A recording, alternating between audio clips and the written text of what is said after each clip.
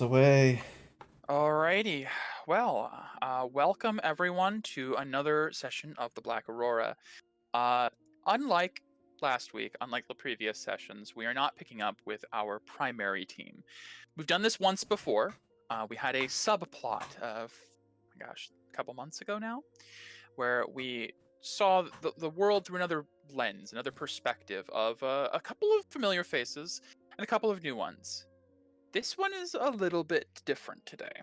Our story today finds us in a distant land, one our primary party has not explored much of yet, the Susalian Empire, or rather empires, as it is now divided once again into 5 territories, each ruled by its own emperor or empress without the sense of unity, brought about through the Right of Ordering, a once per decade contest that allocated resources to the territories based on their performance in combat. Specifically today, though, our focus rests on the Verdent territory, around the color green and the verdant aura that the people there possess. Smallest of the 5 territories, its peoples are scattered in farming villages and small towns throughout the lush bamboo fields and open plains, or are packed together into the bustling capital city of Port Chimera, a crescent shaped metropolis surrounding a gulf and protected by vast green chitin walls. The Verdant territory and its clans, or its clan, singular, united, are known for great resilience and cunning among the 5 empires. And Port Chimera is the prime example of these principles. A city with near endless flow of imports and exports from all across Elcas. And I will move us now into the city view, where we find ourselves today. Yeah. With almost none of these imports and exports, really, sourced from the territory itself due to a spreading blight limiting agricultural harvests outside of the city, and a lack of diverse terrain. But this has never slowed the progress of the crafty and industrious Verdant, as they acquire all they need through trade routes across the open seas helmed by the Viridian Seas Company, contributing to a climate of bartering within the seaside capital, where anything you could imagine is up for sale. Spices, textiles, ores, lumbers, alcohol, even magical artifacts are rife among the markets that line the Serpent's Tail Wharf year round. Coffee and cocoa beans sourced in the Coranus Isles of Bardest, arcane scrolls and wondrous items enchanted by Gardesian mages, hardy iron and copper mined in the Dane Mountains, supple lumber and bulk grain harvested in the Calciphilian forests, and even the exotic weapons and arms of the continent of Bardest to the south can be found here at every street corner. This has led the city to have a distinct reputation of endurance, even amongst times of famine or hardship, of which there have been many for the Verdant who seemingly consistently do poorly in the Right of Ordering, unfortunately. But the city stays alive, all thanks to the shrewd business dealings of Emperor Tikir. Despite his great business sense, however, the Emperor is known for bizarre policies and laws that he creates for his people, with the intention of endurance at all costs. Particularly, one known as the Open Pocket Decree that began 10 years ago after the failure of the most recent, well, technically second most recent now, Right of Ordering. This new law across the city semi-legalized theft so long as you did not trespass in another's home or property or commit murder in the act. The robbery of your neighbor would not draw ire from the guards. The Emperor has often claimed this was done to stem the inevitable surge of inmates from the rampant thefts during times of famine following the failed right. But most of the townspeople believe this was done to take advantage of the chaos it caused, so the Emperor himself could line his pockets with stolen goods. In contrast to the Emperor, the people of Port Chimera banded together and chose to rise above the chaos, forming protection agencies, some for nonprofit, like the Verdant Defenders, others for coin and hire. Soon, it became common practice to hire bodyguards for mundane day to day errands to ward off would be muggers. This has led to a unique social climate in the port capital, where a constant state of unease and paranoia hangs in the air amongst its citizens. This has only worsened recently, with the second failed rite in a row and the unprecedented loss of the clan's sacred true Verdent aura, leaving a vast majority of the population barren. Only those who are avowed to the clan, those from outside the clan who have married in or taken vows to it, that bear other auras remain unbarrened. Worse still, those of the clan who bear an above average quantity of Kirin blood in their veins, the nobility or those who have trained their blood to be stronger, something all Verdant possess at least a little fraction of, they have found themselves gravely ill and bedridden over the recent months, slowly recovering through constant administration of pharmaceuticals and magical healing. It's reaching a point where those who were going to die from this already have, and those who were going to survive are pulling through. And the death toll has been significant in the last few months. With an entire clan debilitated, a city still wrestling with bizarre laws, and the continent of Susail on the brink of all-out war, tensions have never been higher. In response to this rising uncertainty of the future, our focus shifts now to the warden and heir to the Verdant clan, Strike, who plans on rebuilding his lost team of elite warriors in the hopes of combating the threats that plague his home.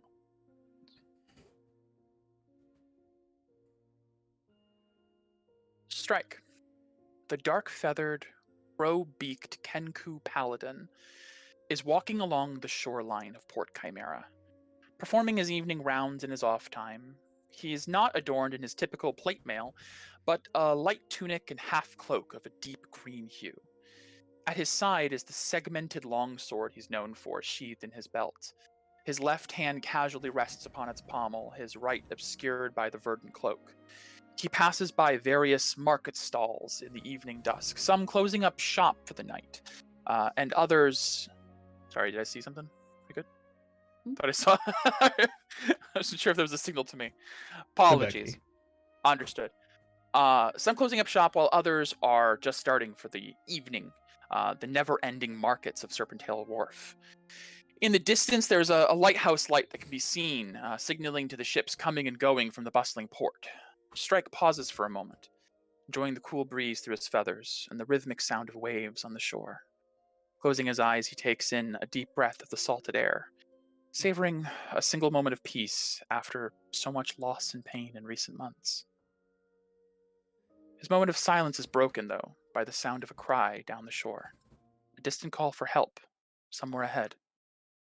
His eyes snap open, and he spots a strange figure floating midair, some odd animal form flapping on shredded wings as it nears the shoreline, before plummeting into the cold water. Strike feels himself running towards the figure, wading into waist-high tide, his cloak soaked by brine and his eyes stinging from the salt. He reaches the form, and he finds a massive fox-like creature covered in a rainbow hue of feathers, a long tail winding like a serpent's, iridescent in the evening sun. The water surrounding the creature is turning a deep scarlet, as blood mixes with the ocean around him. Not knowing why, he instinctively lays hands upon the figure, attempting to flow his divine power of healing into its body, but nothing comes up. He panics, his body struggling to produce a reaction, as blood continues to surge out around him. Now it seems the whole of the gulf is awash with blood. The tide only seems to be rising higher and higher. Strike turns back to the shore, calling out for help, only to find he is suddenly impossibly far from dry land. Confused, he turns back to the floating form, only to find the rainbow-hued fox lunging at him, striking its fangs into his throat and pulling him down beneath the water. He struggles, his strength failing him as he sinks deeper and deeper down, his lungs aflame with need, his blood boiling in his veins, his flesh rotting from his envenomed cells. He flails, struggling wildly, begging for his life, his eyes staring up at the fading light of twilight. He sees a figure standing atop the waves, as if the sea itself were a glass box and Strike nothing more than a specimen suspended in the sanguine fluid. The figure atop the glass stares down, a similar avian silhouette to himself. He hears their voice clear in his mind. What makes you think you are worthy of life when you take it so willfully? Why should you live on when all who trusted you were left to rot? He feels arms begin to pull him down further underwater. Former friends, foes, targets he's killed, comrades he's lost. They chain him down to the bottom of the seabed until he is plunged into darkness. Tell me, do you and your kind truly deserve to live after all you've done? Strike awakens in a pool of sweat in his private bedchambers within the Verdent throne, his breath ragged and heavy as he immediately turns and retches into a bucket near his bedside. He sits there coughing and heaving as blood and sick pour from his body.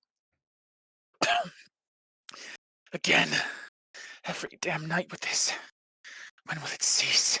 He coughs and drinks from a bedside carafe of water, clearing the taste of sick and blood from his mouth. He looks down at his wrists and feels the Kieran's blood racing through his veins, slowly killing him, as the fever dreams he's continued to have night after night for months get worse and worse. So many others of his people experiencing similar hallucinations, similar pains. Realizing he will not be able to return to sleep, he stands and gazes out the window over the moonlit waters, muttering to himself that today is the day. The claw must be reformed. Something is coming for the Verdent people. Anyways. Bravo! Bravo! Thank you. Beautiful. Heavy opening. Love storytelling. I Yeah, saw there's some stuff going on. I saw Megan be like, "I fucking told you, be careful." What? You were like, we told you or something, like because No, like I was when he, it's a dream. Uh, That was thought- it. That's all like- I had. That was my like epiphany. before I realized it was a dream, I saw you being like, no. Oh man, I didn't even realize it was a dream Oh, until he no. said, "When you wake up." oh, well, then I'm glad it worked. The the person standing on the water was when I was like, oh, it's a dream yeah, there was sequence. some moments. Okay, good. that can happen. It's not dying in the water. Thank The God. next morning, as he is now fully awoken, he's been up for a few hours. Strike gets himself ready for the day. It is now, we're a little bit back in time from where we left A-Team on the boat. This is before the 3 months have passed of journeying on the boat. Maybe a little bit into the boat ride at this point, like the first week or two at most. Strike finds himself in the Verdent Throne, the ancestral home of the royalty of the Verdent clan.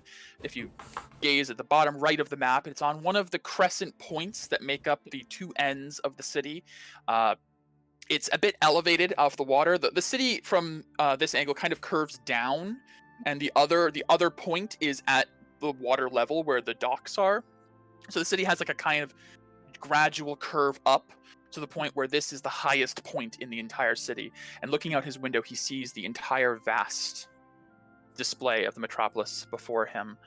Something that he knows his father has enjoyed a view of every day in his time as emperor, and that he himself may one day enjoy. About a week prior to this point, though, messages were sent out. Missives to certain individuals in town. Call to arms. The Verdent Claw is being reformed. The Verdent Claw being an elite group used primarily for the right of ordering, to establish the next 10 years worth of prosperity for the clan. Though now with the right of ordering no more, that entire ritual is cast aside, there is some uncertainty as to the purpose of this claw. Nevertheless, we start now with one of you receiving this letter a week prior to today's session, giving you some time to prepare for your coming. Is anyone particularly keen to start and introduce themselves? Great. Thank you for volunteering, Chris. Oh, fuck. As I was about to volunteer. if Well, Chris wanna I go did not first. volunteer as No, tribute. that's fine. The kid with his hood up will go first. yes. Primarily because you're the closest to Strike at this Yeah, moment. no, it makes sense. Elsewhere within the Verdant throne. Oh, hey, AJ's having problems. I'll wait a sec. Okay. You have some time to collect yourself. I do. I get to catch my breath for just I a get sec. to mute to you guys and talk to myself and really establish this voice. Sure. Okay.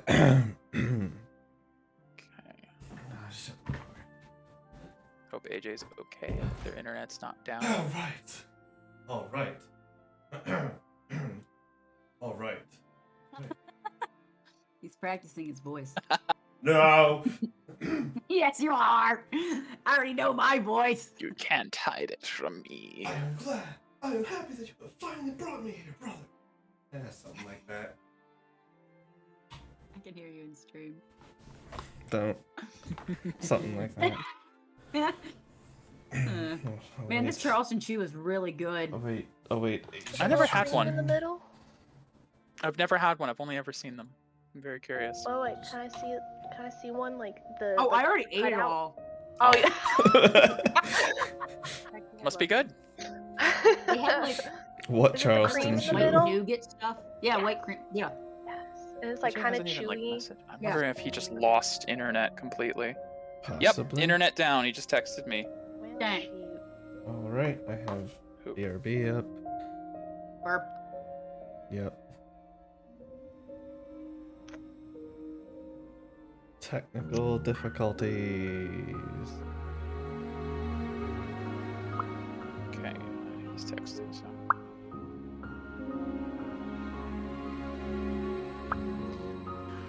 At least it happened now in the beginning rather than Yeah. in the middle of combat or something like that. Yeah.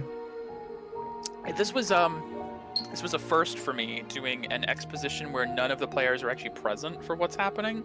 That's just sort of like a little, almost like a cutscene. Yeah. Like none of your That's characters good. saw that. None of you saw that. It's in my notes though. Sure. Like, Make in sure my you- notes. Always. Yeah. Make sure you note your character has no idea that happened. Oh yeah, shit. Totally.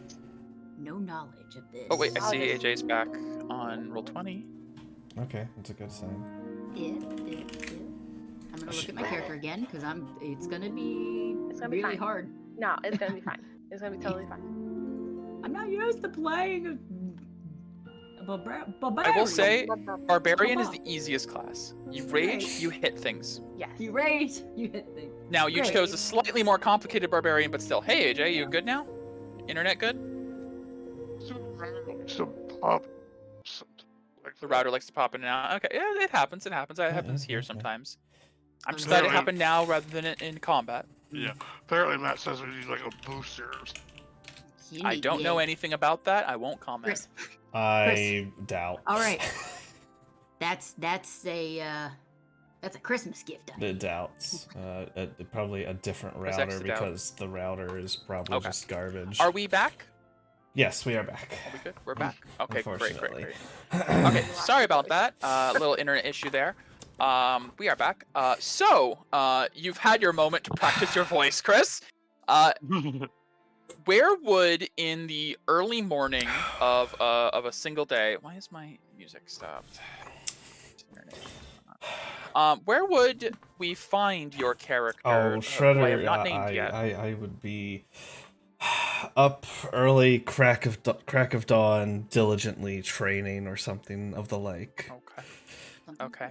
like- So we'll just say probably either the barracks near the Verdent throne, or the Sanguine Keep, which the Sanguine Keep being basically the combination prison and training center for the Verdent wing, kind of like a maximum security deal on the edge of the city near the Verdent throne. Strangely, but strike one day in the not mid-morning, very early morning before the sun's barely up.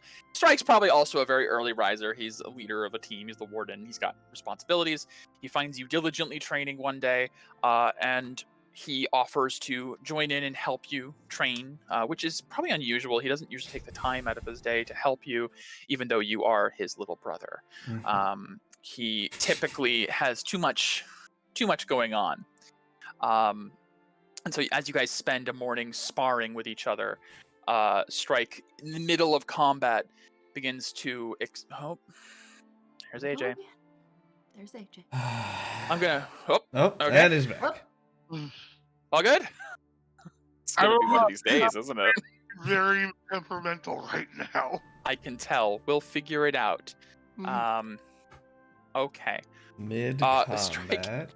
in the middle of... mid-combat. Middle of fighting with Shredder, he will... I'll pull Strike up on the map as well as Strike. Shredder. So as we get Strike, the plate armored Kenku paladin, he's shown up before like 40 sessions ago in the campaign, and his younger brother, another Kenku. Could you please describe Shredder? So let me pull up my notes. But yes, Shredder is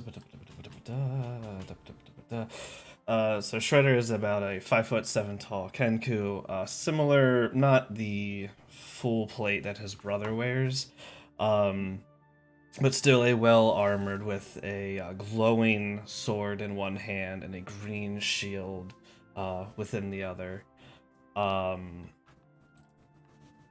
Yeah, very dark red eyes and a long beak. Long black beak. Long black beak. Okay. As you guys cross blades a couple times, Strike begins to explain an opportunity to you. He has been given permission from your father, the Emperor Takir, to recreate the Verdent Claw. He's been given express permission to choose his team rather than having it chosen for him like usual. And you sense a bit of apprehension in him, but he does mention, I can think of no better swordsman in this kingdom, second to me. Would you join me? Haha! Of course, I would love nothing better than to join my brother on the battlefield. We're gonna have to tone that down just a touch. Father has finally seen the use of me and will finally put me out. Of course, I will join the team. Pulls his sword down, like shield in one hand, brings up, kind of like rubs between his eyes. Yes, yes. Your skill cannot be denied, and I will be happy to call you a comrade. Try to think of a code name, since you already are quite familiar with the process. Of course. I've looked forward to this day for some time. I know, Kuro. I know. And Strike will continue sparring with you, but there is a small bit of like, I didn't have anyone else, so I asked my younger brother. just a little bit. A little bit, yeah. But you know he would not have chosen you if you were not skilled enough for it. Also, you also know you're amazing and incredible, and you're the best ever, and there's no chance anyone would choose anyone other than you. Okay, so that was a week ago. Staying with the timeline from a week ago, you guys receiving your message. Is there anyone else who would like to go next? I'll do it. Okay. I'll do it. Megan. Relax. Sorry, was I Early a little morning, loud? one day, as the mid-morning mist comes over the bay, over the Gulf, as a ship is pulling into Serpent's Tail Wharf. Could you please describe your character as you step off of the deck of a ship onto the wharf to find a armored Kenku that you are very familiar with as the warden of your clan, probably never really met in person, only ever heard of. You find him with a few soldiers waiting for you. Could you please describe yourself? Yes. So stepping off the wharf is a tall half-orc female. She's about 6 foot. She has some sea elven heritage in there as well, so she's not like just super green. She's like a turquoise blue-green. I'll throw her up. She has Phew. dark black hair pulled back into a braid. There's bright blue eyes. You see holes in her ears for piercings, but they're not currently there. She has tons of tattoos and scars all over her body. The tattoos look familiar if you're used to the arcane. There's lots of arcane symbols and sigils. She has just leather armor, mostly covering the torso. It's not exposing the abdomen. She looks like she's strong, but more in the agile gymnast style sense. Like a lithe, athletic kind of build. Yes. And the breastplate, closer look, it's more of made up of like a dark shark hide. So it has Ooh, I like that. kind of like rough texture if you touch it the wrong way. Like it, like it. And then on her hands, she has fingerless gauntlets, and on her right hand, that looks to be kind of blackened and shriveled. There's metallic pieces overlaying the fingers, encasing the entirety of the hand. And she has a sleeveless hooded cloak. The hood is down. It's made of vibrant verdant cloth. It has the symbol of the Verdent Seas company on the back, and it kind of like parts mid at her waist, kind of splitting into two portions, so she doesn't get caught up in the cloak aspect of it. So very loose fitting pants as well. Okay. So as you step off the boat, you probably notice some of your other crewmates not approaching the wharf, letting you kind of go first, as the Kenku figure, the armored figure, steps forward and seems to gesture to you. It's like, Lieutenant Atwater, is it? Could we have a moment, please? Yes, of course, my warden. It is a pleasure to meet you. Of course. Does the gesture. You do know he does have an aura currently. Do you? I don't remember if you had it in your lore. Would you have an aura already, or a cage? Probably, maybe. I don't. Depends on You're a lieutenant in the Verdent Seas company. Sure. You have standing. I think it's fair to say either through your connections or maybe you even purchased one, but we might not say where you got it from. You've been around. Yeah, you both exchange auras. He seems a little bit impressed that you already have an aura to reflect. How may I be of service to you, my warden? Well, we've heard reports of your deeds, and I know this may seem odd, considering the nature of the rite of ordering, but I have been granted permission from our Emperor to re-establish the Verdant Claw, and I've read reports. I think you would make a fine addition to my team, if you would have it. You honor me, my warden, of course. I wish to serve the crown and to also, maybe perhaps, I can have my family as well. I am certain that can be arranged. Salaries are quite generous for the Claw. I thank you. He hands you a formal invitation to come to the palace, the Verdant Throne, 1 week from today, for basically orientation. Orientation. I shall take it. Okay. I look forward to seeing what we can do together. As I. And he takes his leave. Okay. We have 2 left. Which of our 2 would like to... I don't like being the last, so... Very well. Sure. Yeah, I'll do that. We'll say same day, pretty much, because it's not terribly far. No. On his way back from Serpent's Tail Wharf, walking along the shoreline of the port through the markets, he reaches the Ramshorn district and takes... I'll actually move him over, too. Why not? He reaches the Ramshorn district and moves through to the Hooves. The Hooves being the low-scale, high-density residential area of the city, nearest to the wharf, one of the lowest points of the city. to call it a slums is a little insulting. It's not that bad off, but if you're going to call anywhere in the city the slums, the Hoofs would be it. It is a dangerous place to live, especially since the open pocket decree came about, as people take advantage of it as often as possible. And even walking through the short distance to the Black Goat Bar, he does have to keep an eye out once in a while for would-be muggers and pickpockets. Although no one would probably be stupid enough to try to rob the warden of the Verdent clan. Approaching the bar, a couple of the patrons quickly leave upon seeing what's basically the police captain showing up. Great. Although it's not quite that bad of an establishment, it does have a reputation. Entering the bar, he finds the patronage all very tense, and Mixie, where would you find yourself at this point in the day at the bar? Probably. Well, what time of day is it? Pretty early morning. The bar is probably unless it's open 24/7, it probably has at least a period between 2 a.m. and there's a period of time it's closed. Obviously, it's probably still getting opened up at this point. A couple of the patrons are your regulars who are there as soon as possible and don't leave until the bar closes. The alcoholics. The alcoholics, exactly. Yeah. They're the only ones that are there.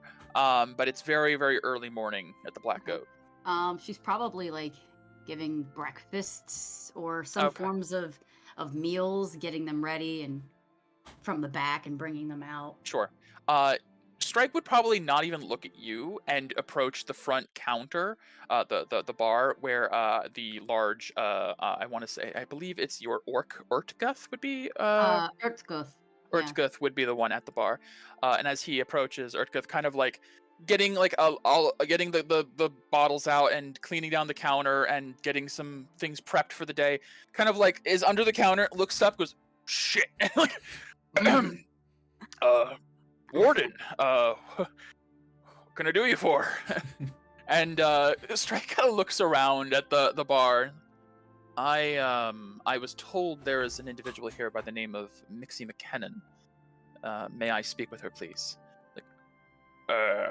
He looks between Mixie in the behind him and Strike, and kind of gives a moment of I don't know who you're talking about. There's no one. He's looking at Mixie should I say something? Should I tell them who you are? Mixie, at this point, you see Urtguth is kind of struggling between should I give out my, my family or. No. But this individual is at the bar. So you speak up. Yeah, I'm just gonna be it's all right. It's all right, Uncle. What can I do you for? Nice scout, perhaps. Strike turns. My apologies. I had no idea. I'm sorry. I'm sorry, Warden. No, nice it's to see ya. Wonderful meeting you as well, Miss McKinnon. Could we have a seat somewhere, please? The two of us.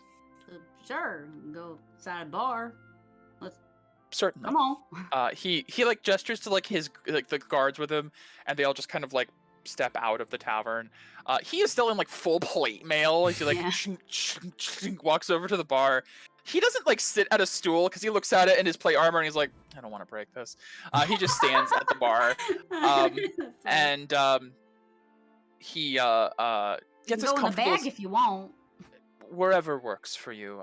This shouldn't take too long. I have heard you have some interesting connections. You have a family member from the Verdent Wing and a strong recommendation from a graduate of the Venomists Academy. You seem to have some... She looks kind of questioning. She's like, Verdent. Yeah. She's like, well, I don't know about anything about the Verdent Wing, but my brother's Krask, so... Yes, I believe it was... let me... TM checks his notes real quick. I believe it was your Aunt Winfira? Yeah, she doesn't know about that. Correct, right. Yeah. And she's like, I see. Well, we have a recommendation from a few individuals in your life that say that you are an inventive sort and quite capable. as well as those of the Verdent Defenders, my younger brother's organization. You seem to have a lot of reputation surrounding you, and That don't I sound am- very good. I apologize. I'm being more ominous than I should be. I am forming a unit. The Verdant Claw is reforming. I am Okay. trying to seek a variety of individuals' perspectives. In previous years, the Claw was formed of primarily upper elites, Mm. and it never felt right for me. I want a Claw that represents the entirety of the people. I was hoping perhaps I could get your unique perspective and your skill set as a member of the team. I reckon I could do that. I didn't even have to get to the salary. That's good. Rest assured, Well, it would come with a substantial salary offer, and we can consider potential. If you desired, we could potentially relocate you.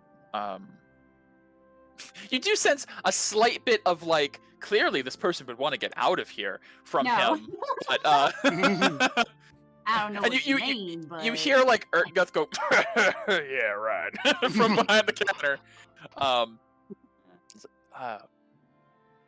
Regardless, So what you're saying is, you want some rough, tough people in your unit, is what you're saying. I believe it would offer valuable perspective, as Well, your. I mean, if you're paying me, of Yes, course. of course. And I have heard of your work as a bodyguard and bouncer as well, and I must say, I think you are wasted here. You see Urgoth go, hey! It's like, no offense intended, but I Yeah, think kind there of are great offensive, things. but- My apologies. I've It's never, alright. You get a sense he's probably never never been- been to the hooves, like, You've ever. never been around here. It's Um, okay, sir. It's all right. It's okay. Well, if you'll excuse my foolishness, he then slides an invitation across the counter to you. 1 week from today, there will be an orientation of sorts where you'll meet your other potential members. And hopefully from there, we can find a way to make use of your skills for the betterment of the Verdent clan as a whole. Oh, and consider this an advance payment. And you may keep it regardless of your answer. And he hands you an aura cage with a green aura. Simply break Like it. finally. Yes, break the crystal when you are alone to ensure it goes to you. And this is a green aura supplied from the Chromatic Order before they disbanded. Oh, Since it's all fancy. it's the least I could do. If I could supply one to every member of the Verdant, I would. But to those who I think can make the most difference, Probably absolutely. hard to come by. Yeah. I've been told they're a bit for rarity. I would recommend you don't sell it, but I suppose it's your choice. All right. She's pretty quick to the answer. All right. I'll, He's very like taken aback by like how casual this is. Like, oh, okay, oh, all right. Sounds good. I'll where's the orientation at again? The Let me Verdant see. Throne. Throne. I've never been there before. All I right. will arrange a carriage to arrive 1 week from today for you. I feel like a he- princess. That's so nice. I Well, am thank you, sir. glad you are amicable. You are very welcome. It was a pleasure meeting you, Miss McKinnon, and you too, sir. And it's like, Finn's like, gazoon tight, and he then he leaves. He leaves. He leaves. Clearly a little uncomfortable, but happy Yeah. that it went so well. All right, I will also I kind of skipped over it in the wonderful role play, but if you could please describe what Mixie looks like, as I'll put her picture up. I mean, right now she's wearing like a typical like bartender's, Mhm. you know, Like probably like a heavy apron, something that you can Garb. spill an stuff on without apron, worrying. Yeah. Yeah, she has long auburn brown hair, braids are all throughout it. Okay. And are She you has a some- human a little or, bit of- or half elf. half elf? Gotcha. Half elf. Gotcha. She doesn't look like a half elf in this picture, but she is a half elf. So yeah. The burliest half elf you've ever Yeah. seen. No. Yeah. The picture talking. shows she has a lot of green on. She probably has like a green blouse under it, but for what she wears for Verdant defenders, that's what she wears. She wears something that's really green, really, it covers her boobs. She's not really good. ostentatious, she's not like Right, skimpy right, or right, right. anything. Yeah. Okay. I mean, she's pretty basic. Basic. For being pretty basic, she's a very interesting character, and I love her very much. I love her Thank very you. dearly. Okay. I'm trying And, with the accent. All right. Oh, it's great. I love it. 10 out of 10. Continue. Lastly, and I think, you know what? I think this makes sense. This all could have been done in one day, starting with his younger brother, going out to find Lorelei Atwater at the wharf, and then stopping back on the way with Mixie, returning home for the evening in the twilight. We, where would we find Twilight? That depends. Where would the Verdant Emperor have her being trained? As far as training goes, it would be at the Sanguine Keep. Then probably there. Okay. I imagine she's not allowed much levity. No, you have a home. You have like, you're not a prisoner per se for like all intents and purposes. You can't leave the city by any means. But you have a house. You're not like in chains. But if you would be training in the evening, then yes, you would be at the Sanguine Keep, and Strike would return home in the midday afternoon, and then knowing your schedule would come to you after your training is complete at the keep. And as you're finishing up your training, a familiar face, you see him pretty regularly.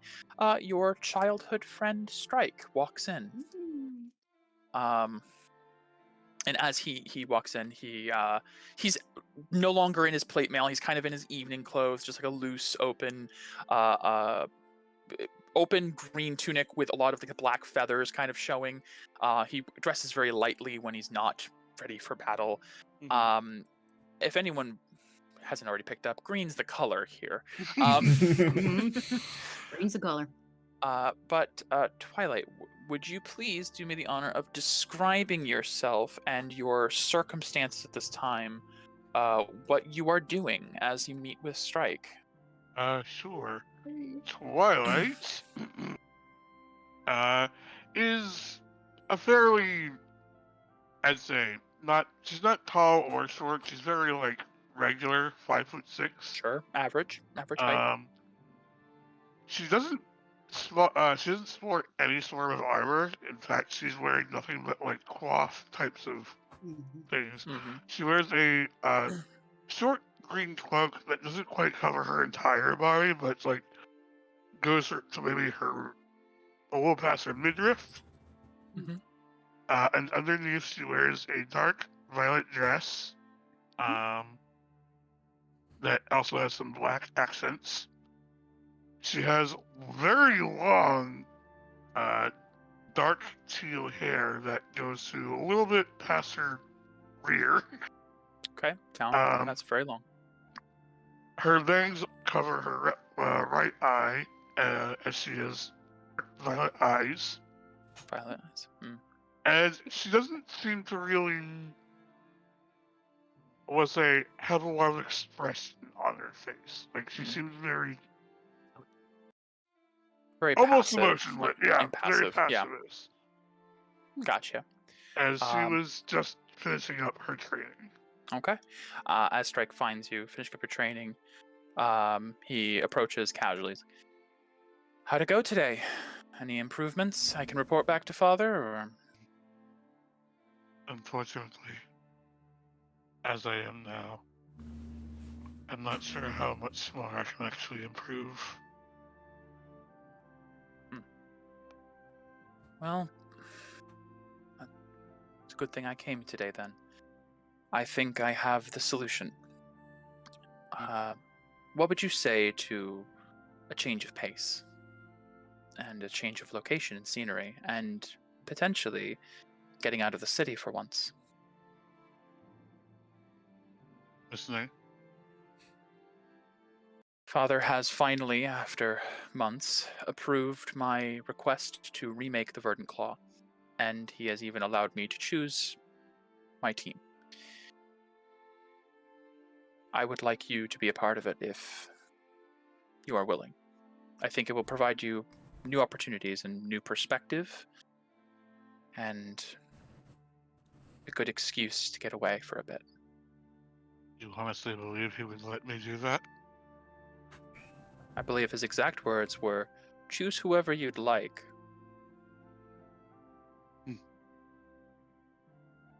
Maybe we could Well- take advantage of that. His little slip up. He gives you a little conspiratorial smile. Is there anybody else around them right now? Probably not. He'd find a moment to pull you aside, knowing your circumstances are a little bit tense, and so you could talk a bit more candidly. I think if I was to recommend anybody, it would definitely be you, Akuda. You know, I don't use that anymore. I apologize. It's He, hard he to does. break He old does look habits. around. He does look around. It's hard to It's break fine. old habits. It's fine. You'll have to choose a new name too, which may help. I think everyone can do with a fresh start. It certainly helped me. Give it some thought. Orientations in a week. We have 3 others. Kuro will be one of them, and then there'll be 2 new faces. Oh. So I'll be on a team with you and Kuro. Yes. That sounds better than what I've had for a while. I'm hoping that you and him will equal out, personally, in terms of attitudes. Maybe there'll be some equilibrium. He has always been very excitable. Yes, and you have always been very muted. Something I've come to appreciate in both of you at times. Regardless. I hope I can prove a valued member of your team. I have no doubt. Well, good night then. Good night. And as Strike leaves Twilight to finish up her evening, having delivered his 4 invitations to the potential members of the Claw, just as continuing with the earlier viewpoint from Strike's perspective, none of you see this, but as he leaves the Sanguine Keep, somewhere between there and the Verdant Throne, he stops by the roadside, bends over, and vomits into the grass. A little bit of blood mixed in as well. As he takes a moment to clear his mouth of the taste, he wipes the sweat from his brow. Not yet. A little bit further. And he continues on, back home to the Verdant Throne. And now, we will find ourselves a week ahead in the future. The 4 of you have had 7 days to prepare for your new lives as Verdant Claw members.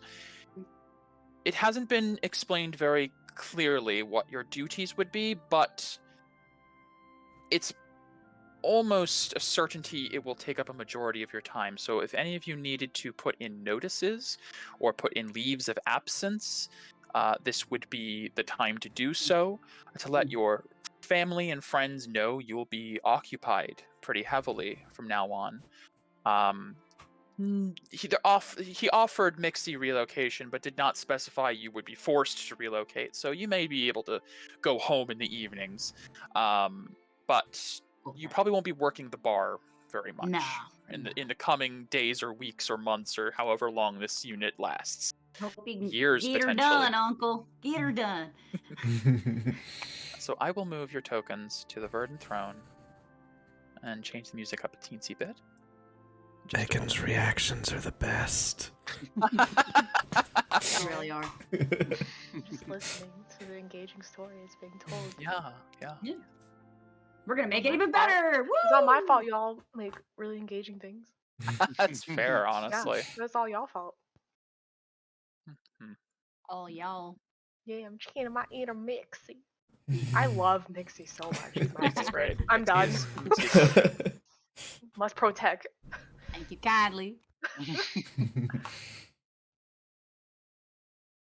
Secrets. Tell no one. Nobody got secrets. Mm. Secrets. I don't know if I'm pointing the right direction on stream, but Depends. to me, I am. You're pointing towards me? What, the NPC? Or There you Twilight? go, AJ. Yeah, secrets. There you go. Yeah, it's... That's the right yeah. way. Bunch of secrets. There you go.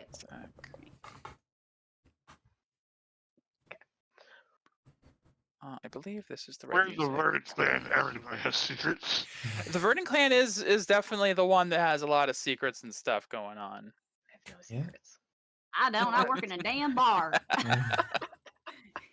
That's what got we no all secrets. say. I don't got no secrets. The most hit points I've ever had, that's for sure.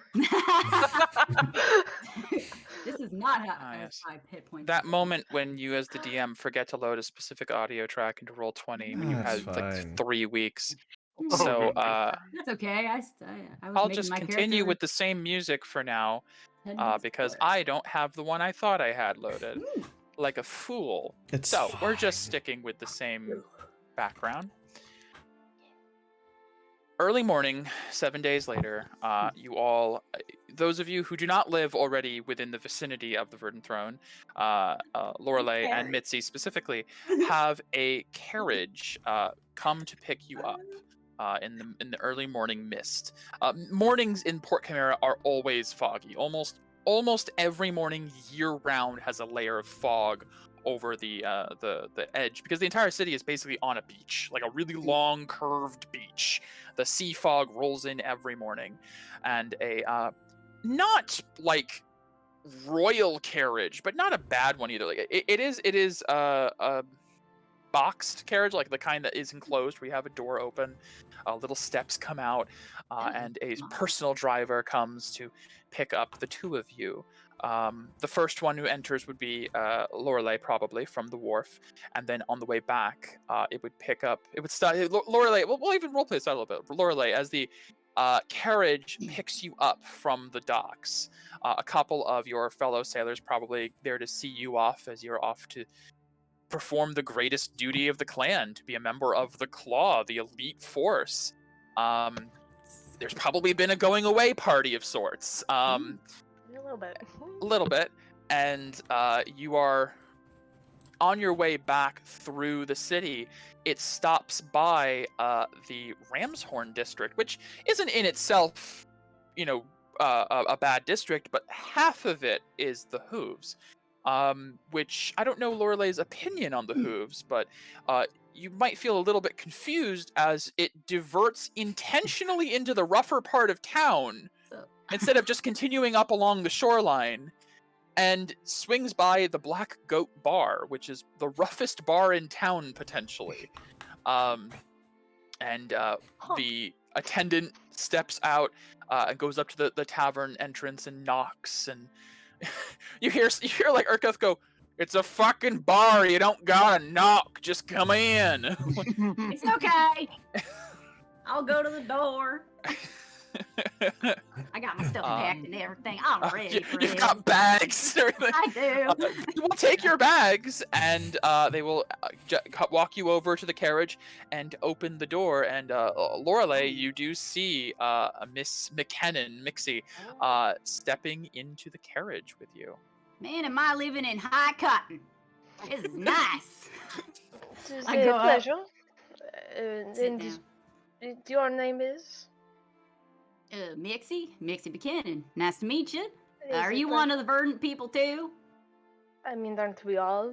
I mean, Verdant? yeah, but they're saying about this claw thing, Yes, I'm the assuming warden you're came by. okay. Yeah, me too. All right, I guess we're gonna be on the same team together. I look forward to it. I love this. Ooh. The lieutenant of the Viridian Seas Company and the bartender of the Black Goat.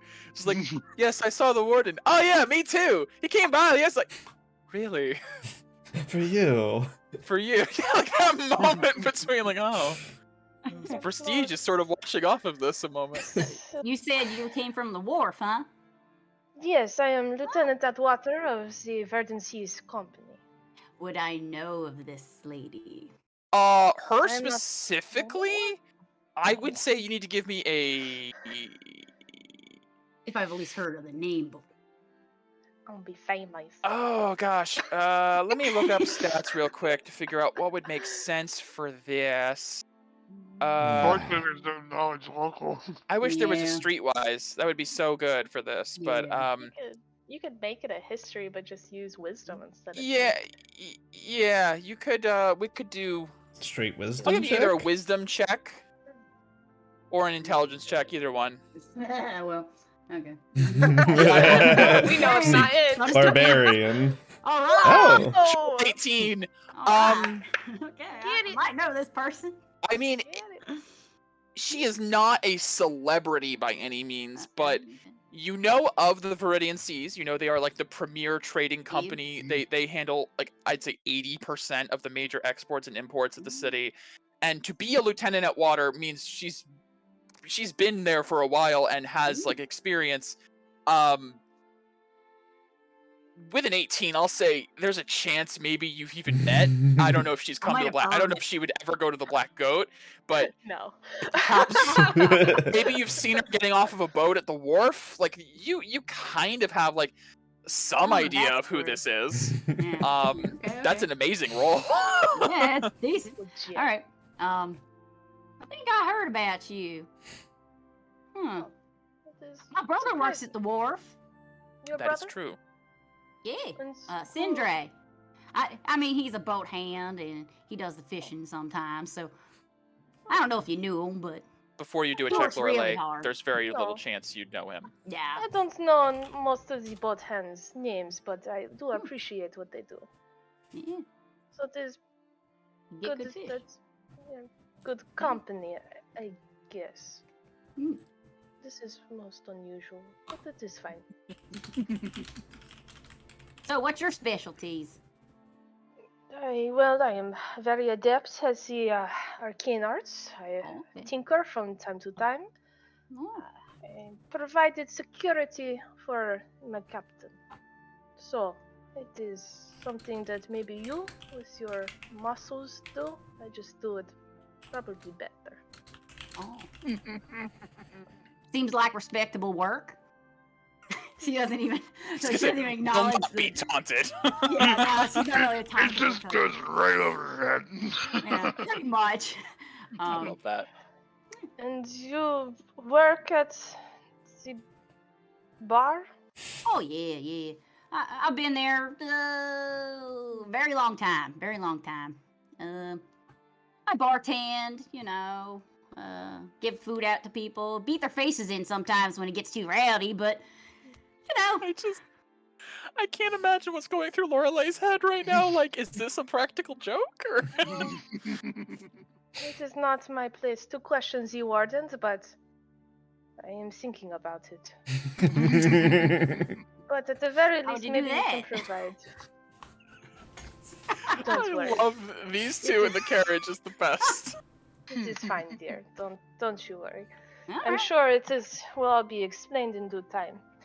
Are we moving yet? Yes, you guys are moving. At this point, you're probably getting out of the hooves, going past the large cemetery known as the Bearing Graves that was erected out of what was basically a park before, is now a massive cemetery of those who have passed since the loss of Aurora in the last few months. It's become kind of a very big deal in the city. You guys are passing by that. The morning fog still rolling in off of the sea. You're now going through the Lion's Mane district, and unless you guys would like to, okay. I'm just gonna keep a lookout when we're in the hoops. I hope we don't get mugged. Give me a perception check if you would like.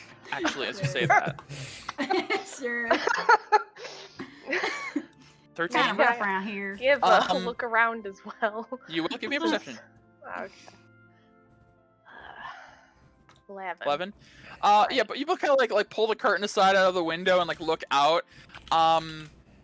Because it is one of those like enclosed carriage deals with like windows on the sides for your protection typically, and you figure if you are going to get mugged, they'd have to stop the carriage at this point.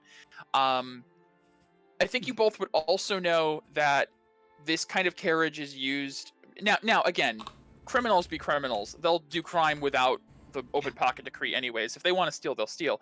The open pocket decree just makes it easier for some people. You know that these kinds of carriages that are ordained by the crown count as trespassing if someone were to pull you out.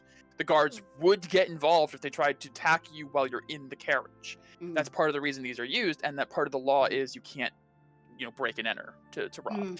It's got to be open pocket decree. You got to be out in the street, kind of something that's easy to just grab and go, like purse snatching basically.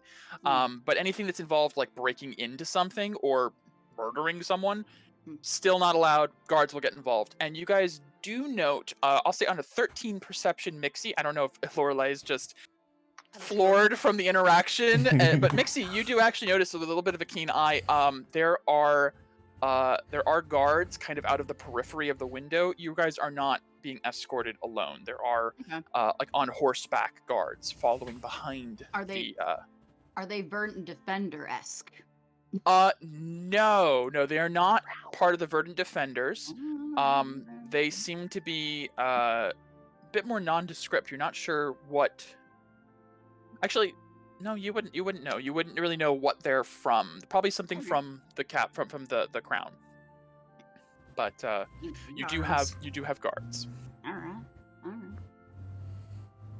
But yes, as you guys move past, out of the hooves, past down the Verdant Defender headquarters, the massive green-roofed, high-walled, beautiful building of the Verdant Defenders, which overlooks Warder's Walk, this area that is, it's named such because there is almost every single building along like a path is a different bodyguarding agency, a different mercenary group.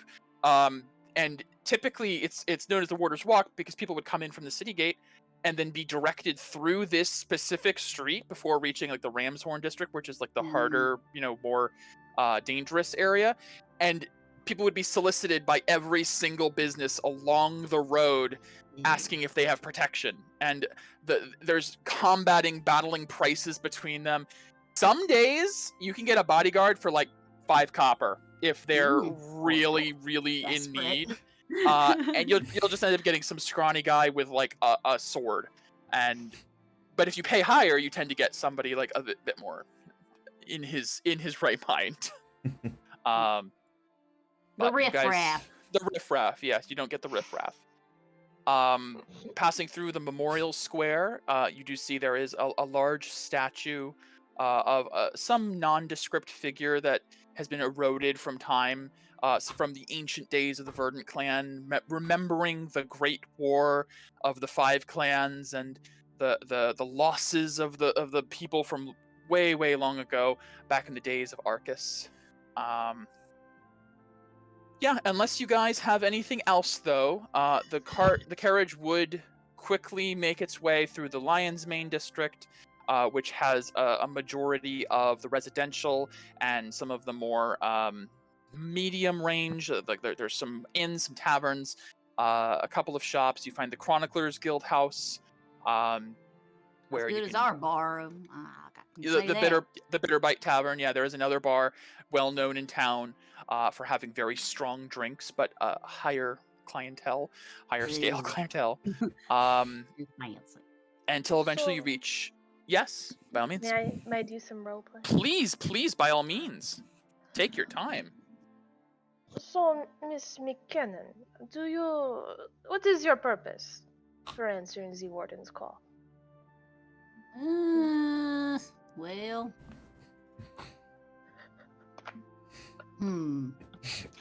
It's not good that you have to think about money. He did say something about money, and he gave me this nice little aura cage, and I already broke it. I'm just gonna say I already did it for myself, and blah blah blah. So you've got the aura. Okay, good. Yeah, good. yeah. So probably should give back, I guess. Oh, for the clan, you know? Sure. It's been hard times. This has been very hard times for our clan. I So- am. Well, How about you? I wish to continue to support my mother. She has been greatly affected from, well, whatever. She got This like last Kieran event blood. was. Okay. I'm sorry Yes. about that. I do appreciate it. Yes, thank you. But that is my main reason, is to continue to help her. My pay at the Veridian Seas is more than enough, but it is. No, she has recurring medical bills that, as you say, money we Honey, need. we do. Well, I'm sure the warden know what he was doing when he asked you, so I will not question it. But Yeah. you seem I mean, I'm part of the Verdent Defenders, if that means anything to you. oh, That does would actually. mean something, yeah. that makes a That's- lot more sense. Why didn't you lead with that?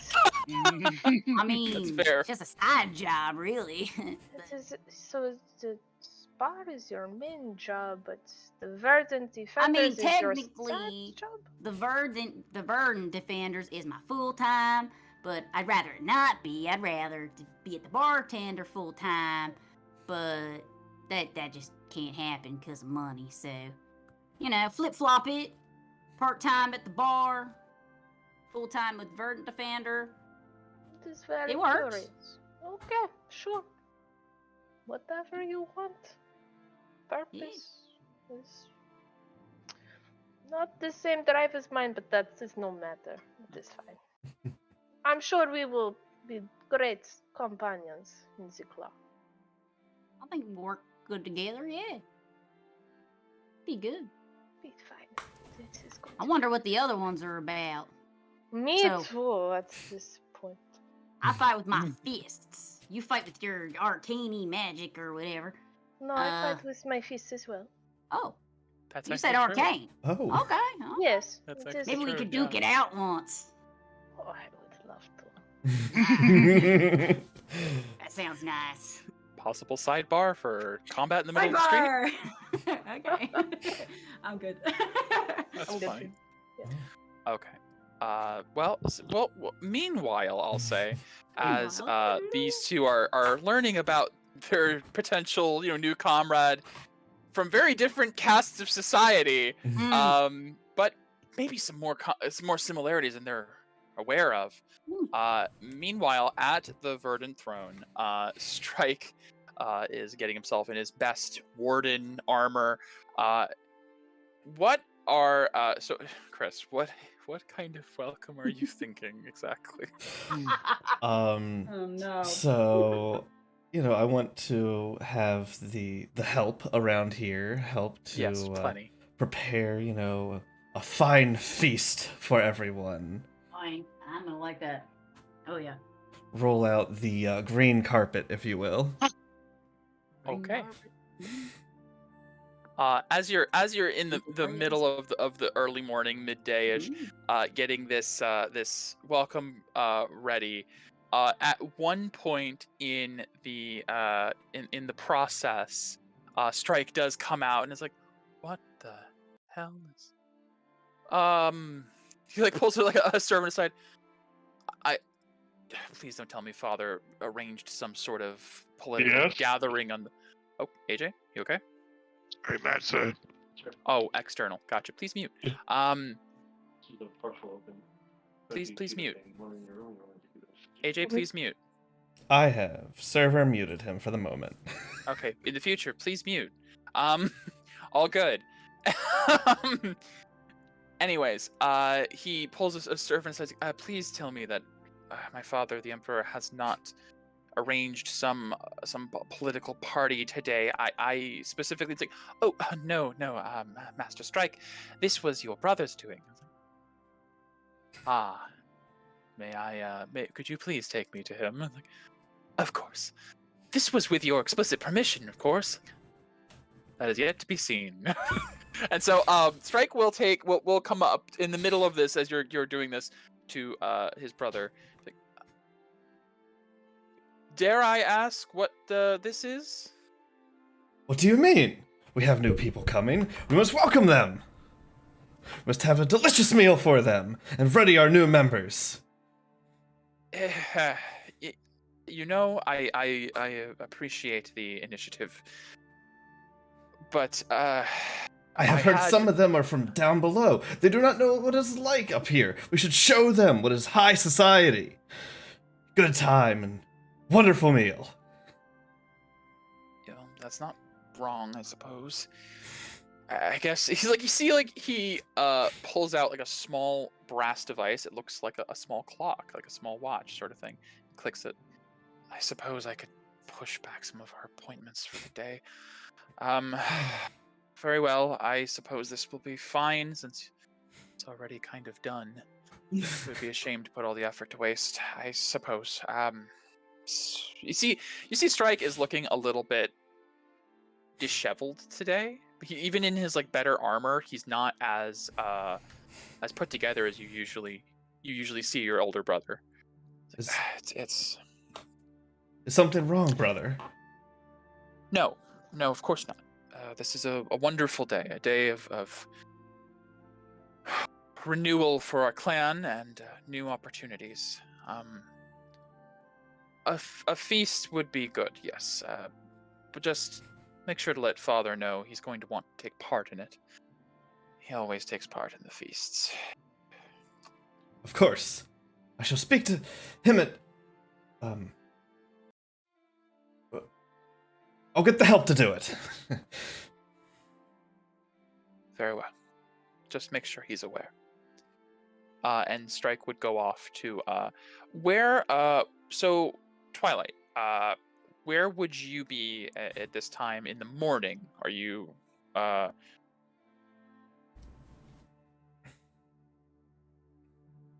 Sorry, let me I server muted, so now he's Oh, unmuted. Gotcha. So you got yourself cleaned up and headed straight to where the meeting would be. Yes. Okay. She's very one of those people who's like very on point. You know, she keeps her Understood. dates and all that. Understood. He would probably find you either off to the side in the place that's getting prepared for a welcoming, or a side room. Essentially, she's just trying to stay out of the way. Exactly. I had a feeling, 100%. Probably like a little sitting room, a chamber off to the side. He steps in. Hello. I'm sorry about all that out there.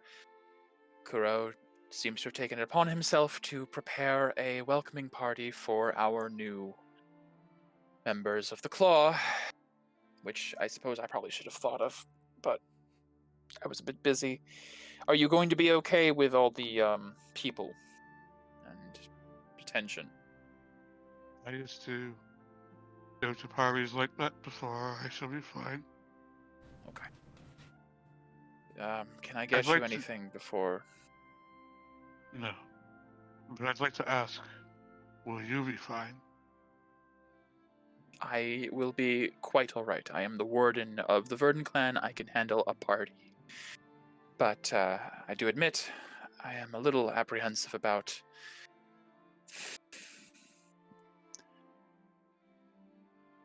You two, you and my brother, I know very well, and I know your skill set. The other two that I found, it's a bit more of a uncertainty. And I don't know yet what Father's going to assign us to. I just hope that... Sorry. No. I just hope that the rumors of their skill sets are... they do them justice. You should have more faith in yourself. You're very skilled yourself. I'm sure you would easily spot those who have talent.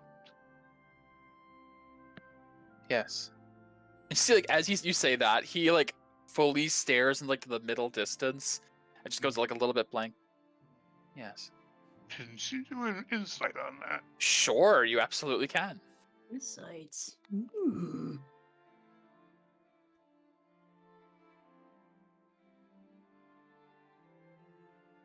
16. What are you trying to insight, if anything specific? Otherwise, I'll just give you a general idea. She's trying to see if something is bothering him, like below the surface. Okay. You definitely get the sense that he is shouldering something more than just, the claw forming and the expectation. Tensions are obviously at an all-time high. As my lengthy exposition explained, there's a lot going on in the Verdant these days, and especially more. You and Shredder and Strike are all part of the inner circle of knowing exactly what the fuck is going on with the Verdant, and because Strike would tell you most of the stuff. You know that everything is very tense right now with the clans, and there's a lot of expectation and even potentially a risk at all times of just everything breaking out into war. But your insight, you think there's something else going on. She will stand up and walk up next to him and place a hand on his shoulder. Strike. If there is something bothering you, please tell me.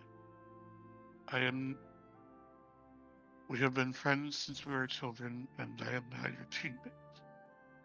It is my duty to help you through anything, be it battle or perhaps. It's okay. I appreciate it, truly.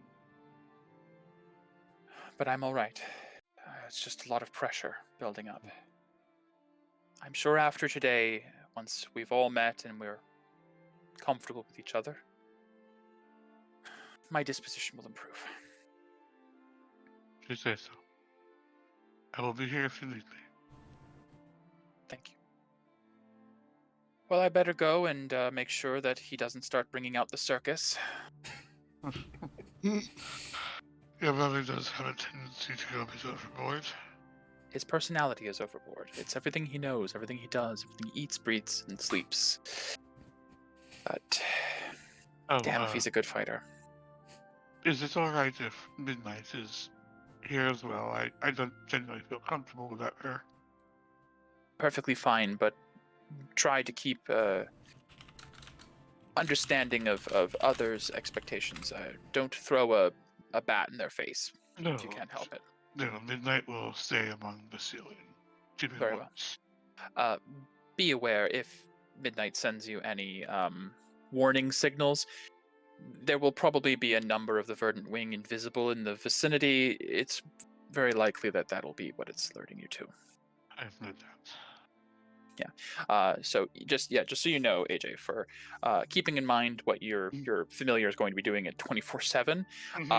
Strike is almost always flanked by at least 4 invisible agents from the Verdant Wing, the Kenku assassins, the like small, like diminutive statured poison armed assassins that he has at his beck and call at all times.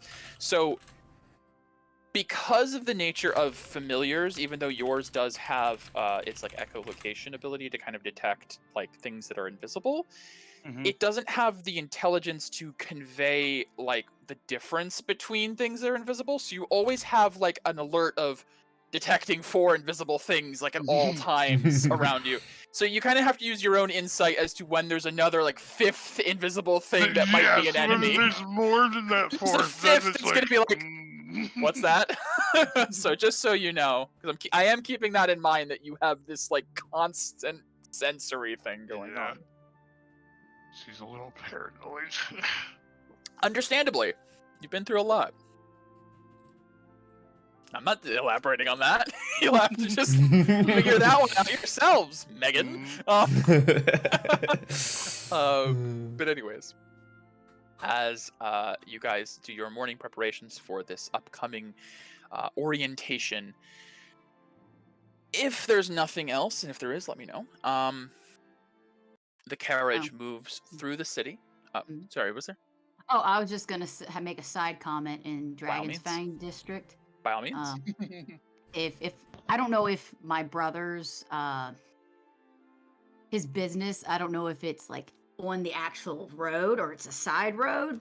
But I'll just be like, oh, there's where my brother works. Yeah, you can probably find the oh god, I'm trying to remember the name. It's a K and K. Krask and Q and Coos. Krask and Koo, yes. Krask and Koo's You can find Krask and Kuz somewhere along the road of the Dragon's Fang, probably not too far from the Venomists Academy, based on the nature of their. It's probably one of these 2 unique buildings I forgot to name. Oh, cool. I put in some Hmm. like specialty locations that like players mentioned, and I completely forgot the name. It's one of those 2. Okay. He got yeah. really successful. I'm so proud of him. Lorelei, you probably would have heard of Krask and Kuz. It is actually a rather successful business for kind of like an apothecary type thing. The owner of it is a graduate of the Venomists Academy, which is a very like high scale achievement. That is very impressive. I'm so proud of him. Is your brother, you said? Yeah. And wow, are you? That is very impressive. I am. He's happy so for you. smart. He's so smart. Well, yes, I mean it is a Venomist Academy. I mean it is. Yeah. Almost top of his class. Well, that is very impressive. Yeah. Can see why you are proud. Good for you. Yeah. Just a quick mention of him. No, that's good. One more grain on the scale of this might Yep. make some sense why this person's here. It's like, okay, Yep. a little bit Nope. more, a little bit more. Little bit. I'm starting to see the connections, but it's Yep. still a little bit of a balancing act. You ever been in there Every before? time she speaks, it goes down a bit. You know. Yes, it does. You ever been to there before? Oh, I'm sure I have maybe gone in there once or twice to run for, the various things that, apothecary provides. It is important to maintain good health on the seas. That's true. That's true. You ever had Mixie's Moxie before? No, Probably I not. haven't. Well, you probably should. What is it for? just a, it's a potion. It's a fancy It is. potion. What does this fancy potion do? That's a great question. And So, and as I Mixie got goes one into right here. as Mixie it goes into explaining every possible effect of her potion, the carriage is now pulling through, which I'll just summarize for you. It is a real item that she has, and it is a kind of like wild magic-esque drink that has a variety of effects. I think they're all generally positive, but they might not apply to you if you're not like a spellcaster or a particular type of fighter or something. It's a kind of a grab bag of buffs. That's You drink cool. and you get one of them. It's very cool. She could probably explain in character like It's like the grape more juice. yeah, tastes like grape juice. It's got a little bit of this, a little bit of that, a little bit of bit of secret that. ingredient I can't tell you about. But it's this. But yes. I Don't made tell the anybody. flavoring. Sheesh. My brother made the magic-ified stuff. Yeah. Basically. Basically. I love this. Mixie's going to die. Because if anything we learned from the subplots, the funny voiced character dies. This is what it's really pretty. Really pretty. Oh yeah, Miscellaneous in Discord has. Oh Oh, yes, oh. it is very pretty. May I have a whiff? Oh, Sure. Whiff. A whiff. Probably smell grape juice. Doesn't you smell like grape juice, as you said, though? Right? It does have a very powerful grape smell to it. Might be some alcohol in it. Oh, there's undoubtedly some alcohol in it. Definitely alcohol in there. I smell it. Mm. This is This interesting. is interesting. It is very interesting. I honestly would not have ever expected you to have anything related to the arcane. With this, I am impressed. Well, all right. Cool. All right. All right. Tastes like purple. Tastes like Yeah. purple. Drink. Yeah. Purple grapey. And it's a little sour, maybe. I don't know. Yeah. This is definitely the manufactured purple. It's all natural. All natural. All right, I'm good. That's wonderful. Never feel bad about adding more of that. I love that. Please, more Foxy's- roleplay. Jesus, I gotta go back and listen. So, as the carriage winds its way down, or up rather, it's pretty much an uphill climb the whole way, very gradual climb, up from the Dragon's Fane district towards the Emerald Nest, the section of the city that is actually the only really walled off section. The rest of it is just like all open. There's no like guard checks or anything until you get past up near the Guild of Mercantile and the Church of Asorin, the only real major church in the city. There are chapels throughout, but this is the only one that actually like looms out over. There is suddenly a very large wall with a gate that I don't think either of you have probably ever been past. Even if you are a lieutenant, Lorelei would never have the clearance or reason to enter the Emerald Nest. And as the carriage moves past these gates, a place neither of you probably could have dreamed of ever going to appears, of high-scale, multi-story mansions back to back as all the nobility lives up here in this protected upper, almost like eyrie at the top of the city, the cliff, the high cliffs down, winding across the city. They're Lead living up high to on this the point. hog. Literally high up, higher altitude. You see I'll move the tokens for a moment so you can see it. A massive gardened area surrounded by trees and hedges with its own large mansion surrounded by the Emerald Nest. As the carriage pulls up to the base of this large official palace. The Verdent throne makes up the palace, the garden area, and the manor home of the royal family. You're not going to the manor home today. That's private. You are going to the palace, however, something you could never have dreamed of going to before. As I will now pull us. Yeah, there's not puke on the roads. This is not nice. No, there is So- certainly not puke It's on true. the roads. Well, there is a little bit of puke somewhere if you find where Strike went. Oh. Just imagining Mixie going, "Oh look, it's just like home. A little bit of puke on the road." Like, a little bit of blood too. all the same, really? That's amazing. Oh God. I love Um, her so much. So as the carriage stops, and the doors are opened, you two are helped out of the carriage. Your luggage, if whatever you had, is grabbed, and a servant on my carries behind you.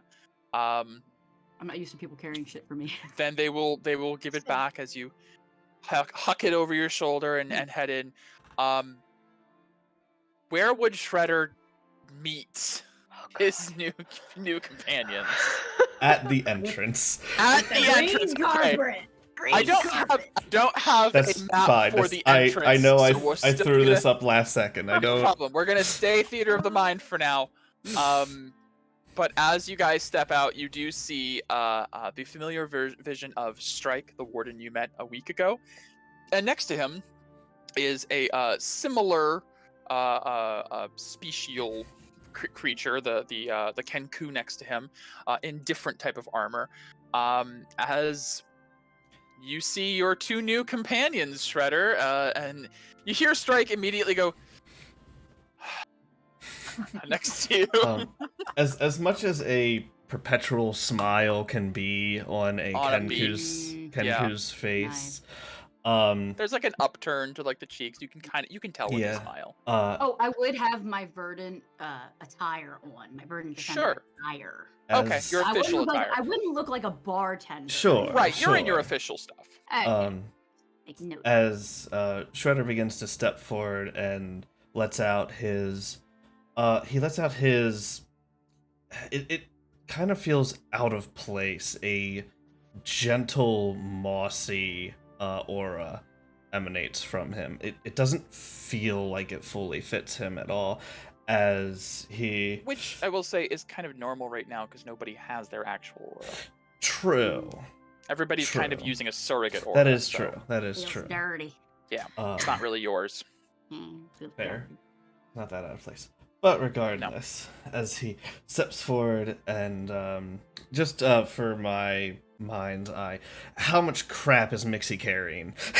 Yeah, how much luggage did Mixie bring? Well, she has her, what is it?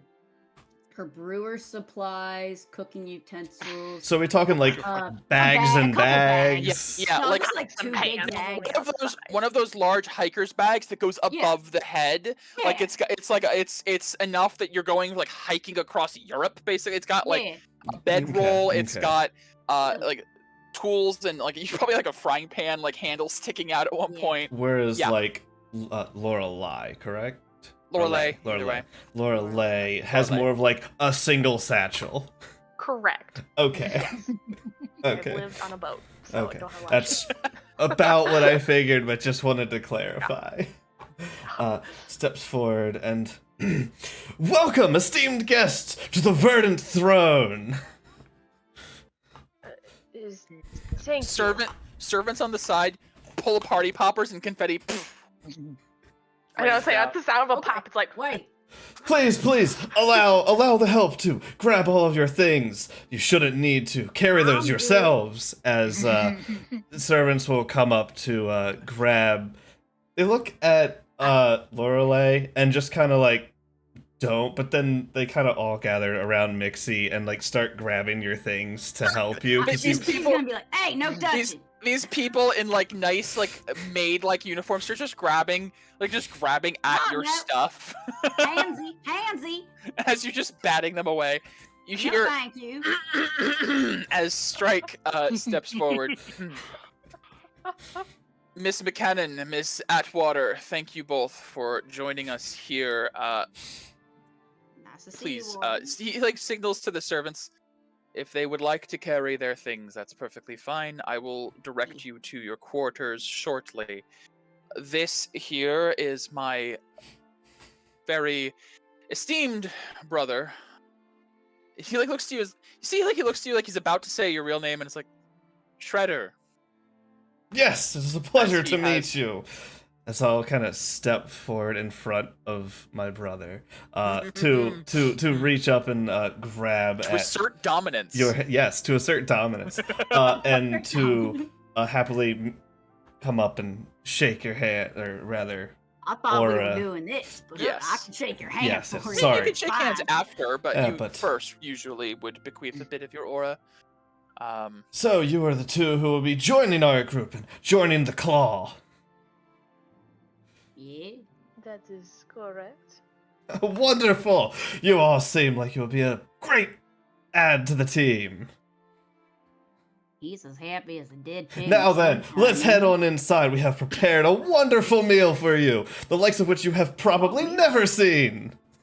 Probably not. Yes, I certainly hope you both brought your appetites today. This was the Oh, I got plan frying from the pan, I'm good. beginning. And he just turns and begins to walk in. Twilight, I'm assuming you would be somewhere further back, keeping to yourself, or... Yeah, essentially, like, if Strike had told her that the things were proceeding, she would have just been waiting in the foyer. Waiting in the foyer. Okay, makes Probably sense. the smarter choice. Yeah, Yep. yeah, honestly. So, Lorelei and Mixie, as you guys follow behind the two Kenku, one very vibrant in energy and the other a bit more subdued, you step through the main gates of the Verdant throne and into a beautiful green and gold interior, lush carpets, massive crystal chandeliers, huge ornate stairs.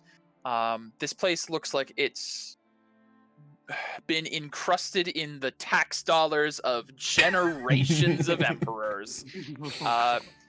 And as you step in, you do see Strike walks up to another figure, Twilight, who's off in the foyer, and just sort of stands next to her. Miss Atwater, Miss McKinnon, may I introduce your other companion in the claw, Twilight. And I forgot to mention she's an ASMR. yes, an ASMR, so your skin's probably got like a slightly reflective sheen to it, Yes. that metallic-y look that ASMR tend to have. She will return her aura to Lorelei. A pleasure. As well. Oh! She takes one good look at her. Aren't you sweet as a peach? Oh! And she goes over and is like, She slowly turns to look at Strike with a bit of a questioning expression. Strike puts his hand on you and is like, I think this will be very good for all of us. Twilight, it has been quite some time. How has your time in the keep been? It has been informative. Informative is always good. I hope you're hungry. Greatly. hey. I suppose, Strike pulls out the watch again. Like, yes, I suppose there's time. I suppose we should all join in the dining hall then. All right. My father, the Emperor, will be joining us at some point, but we can head there now. Is it too much to be able to clean up a bit? Cause I don't know. By all I'm means, eating the no. Emperor. He gestures and a servant comes over. Please direct Miss McKinnon and Atwater to their chambers as Verdent Claw members, where they may freshen up at their leisure, and then direct them to the dining hall when they are ready. Take your time. There is no rush. As he pockets the watch again, there's no point. You two are led away to very nice chambers, individual rooms, canopied beds, large ornate dressers, a window overlooking the ocean that which is not unusual for anyone living in the city, but you have a vantage point you've never had before where you're not looking up at a castle, you are looking down at everything else. It's this massive, beautiful vistascape of this curving city in the horizon. Your homes actually kind of hilariously almost fully juxtaposed from where you are now. Lorelei, you are very used to the Viridian Seas, and Mixie, you are very used to your home at the Black Goat. Almost a complete different side of the city. There has never been a point in your lives you have felt more out of place than here. It's really pretty. The servants leave you each in your rooms separately to drop off your goods, your supplies, your belongings. There is private bathing areas for each room. Somehow anticipating you might need it, there is a hot bath already drawn up for both of you. Kind of dills my pickle a bit. Like that. I would say Mixie's room probably has a lot more soaps ready. Some perfumes also selected out. This one's from and there's even a set of clothes that Mixie could wear if she wants set out. Lorelei, yours is normal. There's just a hot bath, towels. There are some clothing options, but nothing's been put out like there would be for Mixie. Not like a please. A please wear yourself. Yeah. By all means. I like to think that the perfumes from Krask and Coos, because Coos' specialty is in that kind of stuff. Yes. So I was like, smells kind of nice. Yeah, that would be perfectly sensible. Maybe yeah. I'll. She's gonna overdo it. Cloud of perfume. She's gonna overdo it. Absolutely. She's gonna take a bath and then overdo it. Yeah. She doesn't know about perfume. She doesn't really wear perfume. Of course. Yeah. You just treat it like cologne and deodorant, right? You just everywhere. The more, the better, right? Yeah. Better. How could more be worse? Like a field of daisies. Like a field. You are the whole forest. After about give you guys 30, 40 minutes to an hour of time to freshen up. Only 20. Only 20. That doesn't surprise me. Put on the nice garbs. I will move fancy. us. Oh god. And you know what, Chris? Oh, did it work out? For all the shenanigans that I've been prepared for, I've never been happier I made a dining hall just in case. Perfect. Beautiful.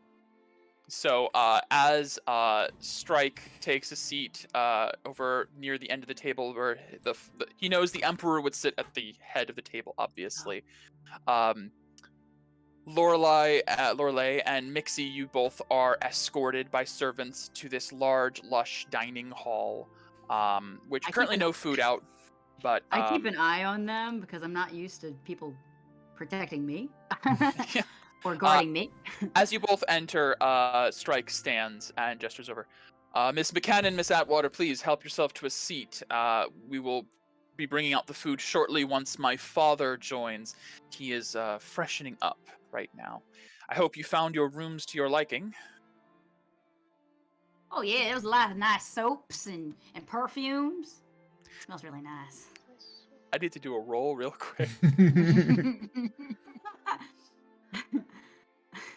I basked in it. Literally. Oh dear. Mixie, as you are standing there, you hear a massive sneeze as coming out of invisibility is like a Kenku, like it almost looks like an assassin, and then after like clearing his nose, he backs up and turns invisible again. And you see Strike's head like immediately turns to the figure. That is embarrassing. I apologize. That was unprofessional, and he will be spoken to later. And you kind of like you hear some like sniggering like from like the corners of the room. He says, I apologize. I should have explained. Anyone who dwells within the Verdent throne is constantly under surveillance by the Verdent wing. It is for our protection. They are there as guardians. And evidently, they have some allergies. It's like, you can just kind of like see his gaze drift towards that corner where the one who got overwhelmed by your perfume is. And he's just like... Damn it, Kyle. Please, do not mind them. They are not a threat. They are under my control. Take a seat wherever you would like. I guess across from you guys would be preferred. I'd like to sit at the top, but that's okay. I'll sit right wherever you go. Right over here. As you sit, Strike goes, oh, like I get it now.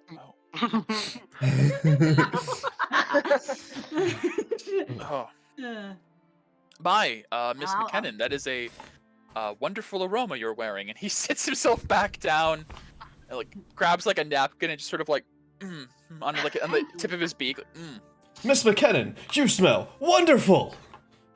Thank you. Yes, Thank you quite. very much. Good choice. You smell like you overdosed. Nonsense. Overdose, huh? It's just a bold choice. And that is what we need on our team. Bold choices. I do not think that this is what we need on our team, but who am I to say? So with that, Strike, like it looks like he's about to speak in response to what Lorelei just said, as you hear a door open at the end over this way, and a servant announces, "Entering His Royal Emperor, Takir of the Verdent!" And you see Strike immediately stands and seems to be ready for the entry of your Emperor. He gestures to anyone who's not standing. Shredder would also shoot up. Oh. Yeah. I'm kind of delayed. I'm like, Yeah. oh. As you're still standing, the door opens and a rather well-dressed Aarakocran man with crimson and red mixed feathers in large robes steps out. He's not adorning a crown or anything. He doesn't have a scepter. He's often referred to as the Emperor of Business. He is a merchant first, king second, is what people tend to say. But he does also have a very large round gut. For an Aarakocra, he's a fat bird. And as he enters, he's like, "Well, it is a wondrous surprise to have a feast today. did you arrange this strike for me? And it's like, no, Father, this was Kuro's doing. And he gestures to you to like, you did this. Yes, Father, name was this Shredder. was my doing. Oh, I see. Well, I can't say that I was not pleased to learn of a impromptu feast. And who are these, our guests today? And see, Strike goes, Father, these are the citizens I told you about last week for the claw. And he's like, oh, yes, of course. Please, I apologize. Where are my manners? I am Takir, Emperor of the Verdent. It is a pleasure to meet you all. And he gestures to everyone to take a seat as he himself sits. He does look over and his eyes linger on Mixie for a moment. And he looks to Mixie and then looks back to the rest. Like, huh. Interesting. Well, it's interesting, sir.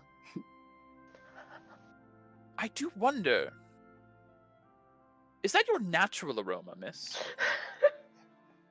I mean, no. I use some perfume upstairs. Ah, yes, that would be it. It is a fine make, I'm sure, but a word of advice. There is beauty in minimalism at times. Though I should say, a feast should never be minimal. I am excited to see what you have prepared, Kuro. And he looks over to you, and there's like a moment of like, go on then, it's your feast. What did you prepare?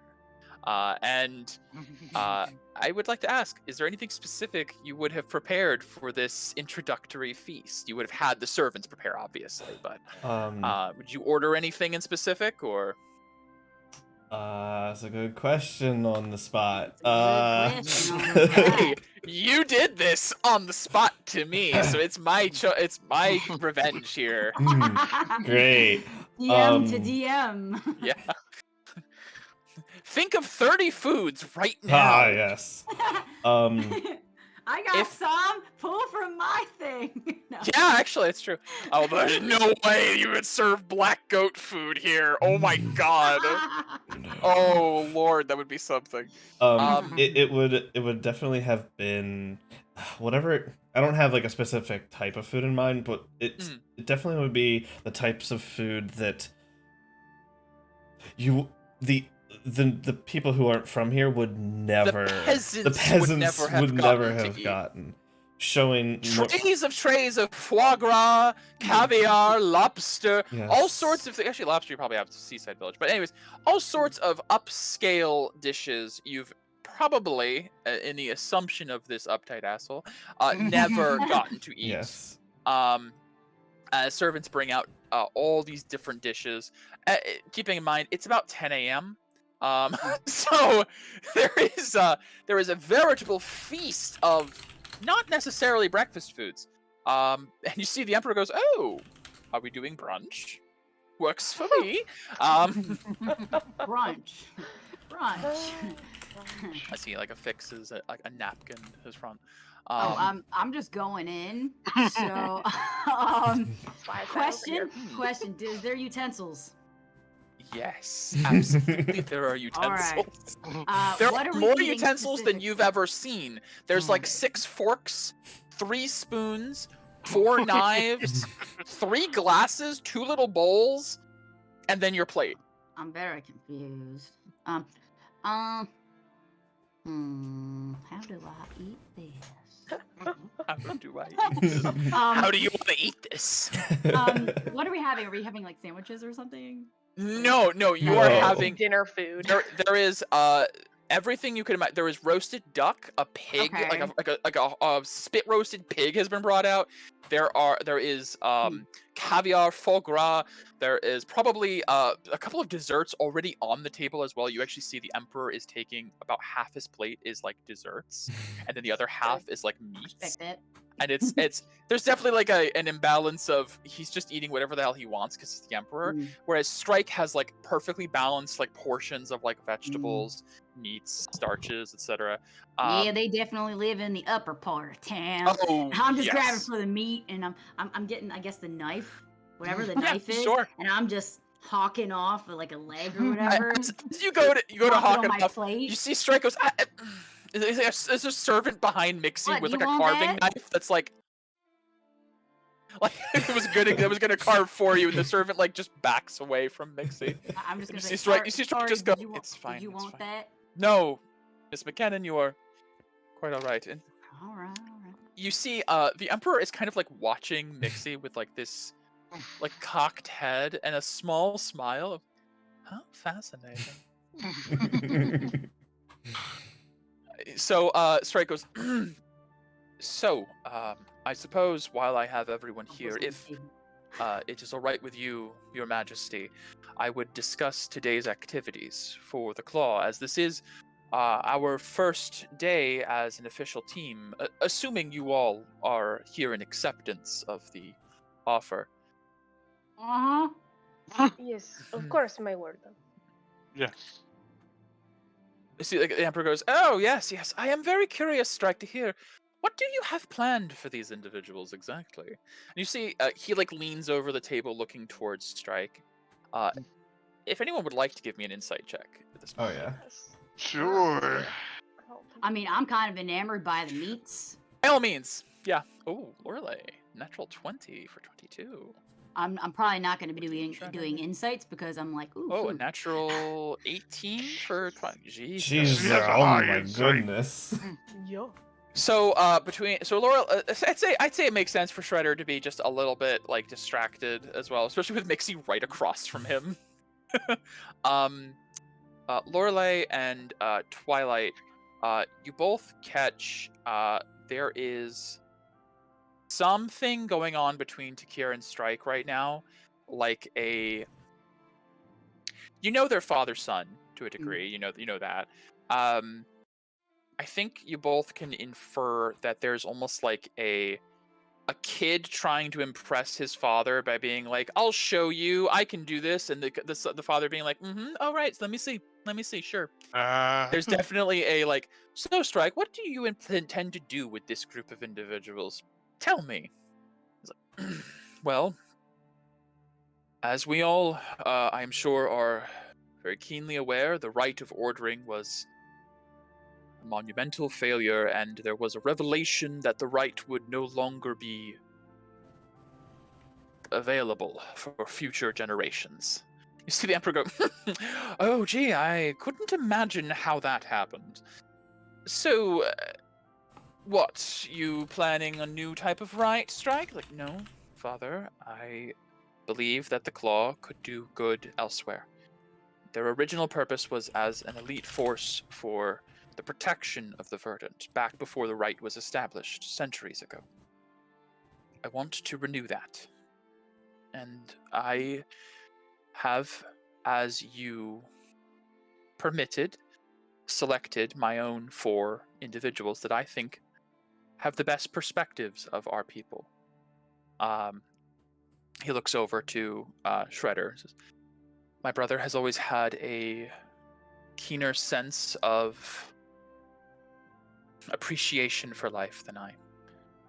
He has had a boisterous attitude that I have never been able to match, and I think it will be very valuable on our team to lift the spirits of the people during these difficult times.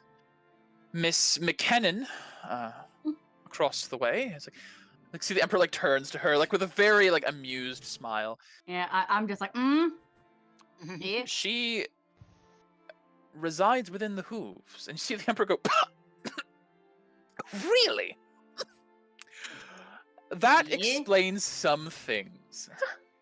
What See, Strike goes, thing? "Regardless of her origins, She has upstanding recommendations from the Venomists Academy, the Verdent Wing, even in a highly respected establishment within town.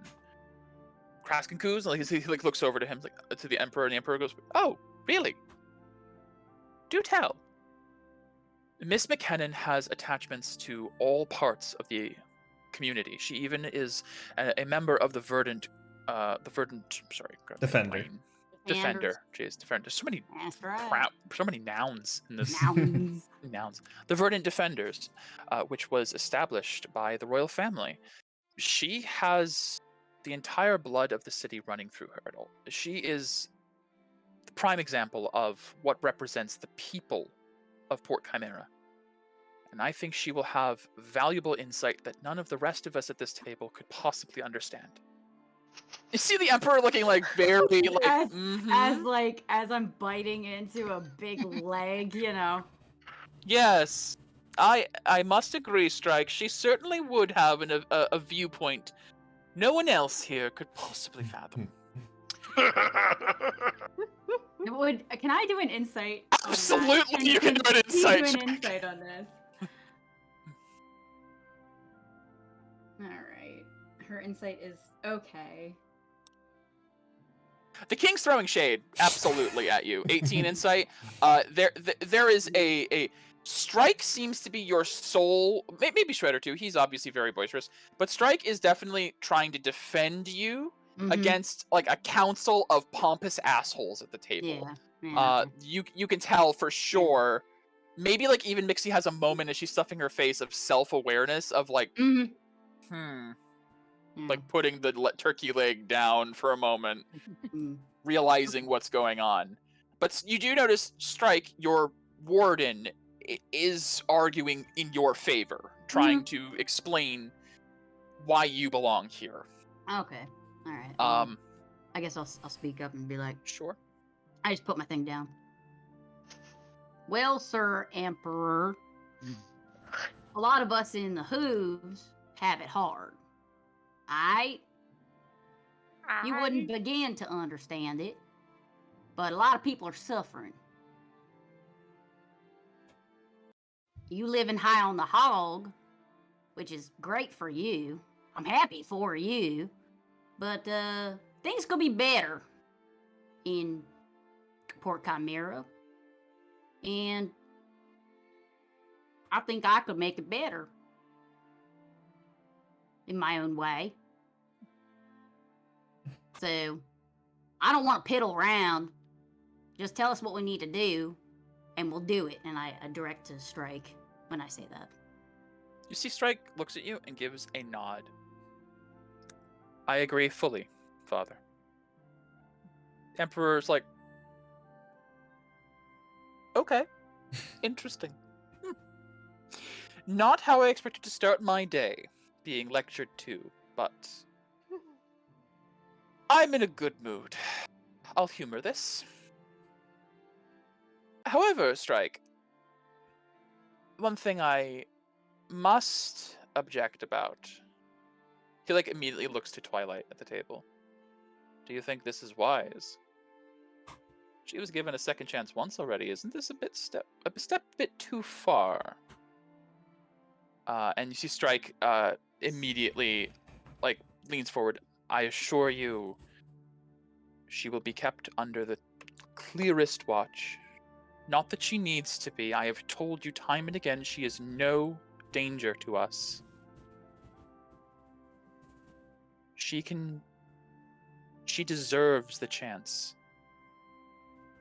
to prove that she is willing to change, willing to help the Verdent, help the Crown. And AJ, you get the feeling Strike is speaking for you right now, and trying to word it in a way that pacifies the Emperor as his gaze is squarely on you with a look of suspicion. Oh, her gaze is not left the Emperor. You see, the Emperor rubbing his chin. I suppose it is a waste to put such innate talent to no use. What the hell? This whole thing's an experiment, to say the least. I'll approve it. But you better provide results, Strike. You know what happens if this doesn't work out. Yes, Father, I am aware. Lastly, but certainly not the least. What? Okay, nope. Natural That one. makes sense. You're just on a you're in a different headspace. Lorelei, Strike gestures to you at the end of the table, farthest down the table. Lieutenant Atwater with the Viridian Seas Company has an outstanding sparkling record of service and creative means of arcane abilities gained from foreign lands. Miss Atwater, actually, I've been quite curious myself. The etchings on your body, those are more than display, aren't they? That is correct, my warden, my emperor. It is akin to one's spellbook, if you will. I thought they Most were creative. They are, yes, tattoos, but they have more meaning than just ink. See the Emperor, like, going from this mood of like Mixie's an idiot to Twilight's danger, looks to Lorelei with a genuine sense of like, oh, finally a member of this Normal. team I'm totally on board with, and he's like, fascinating. I must say I have never seen something quite like that. You know, they always say a wizard's greatest weakness is their spell book. Losing that, you lose all your spells. This is an ingenious way to get around that. Did you come up with it Yes. yourself? I'm afraid the inspiration was from you, my emperor. From me? Open pocket policy. It is not, as you say, it is the wizard's greatest weakness is their spellbook. Ah, and you see, Strike? That is exactly the kind of ingenuity I was hoping to breed with such a decree. And you see Strike go, yes, Father, of course, your wisdom is far beyond our understanding. Can Mixie piece it together? Oh, what are you trying to piece together? That It is a little vague. Her spell book is the.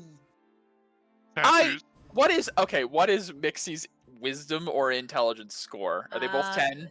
They're both 10. Give me either one as a check. I mean, Eh.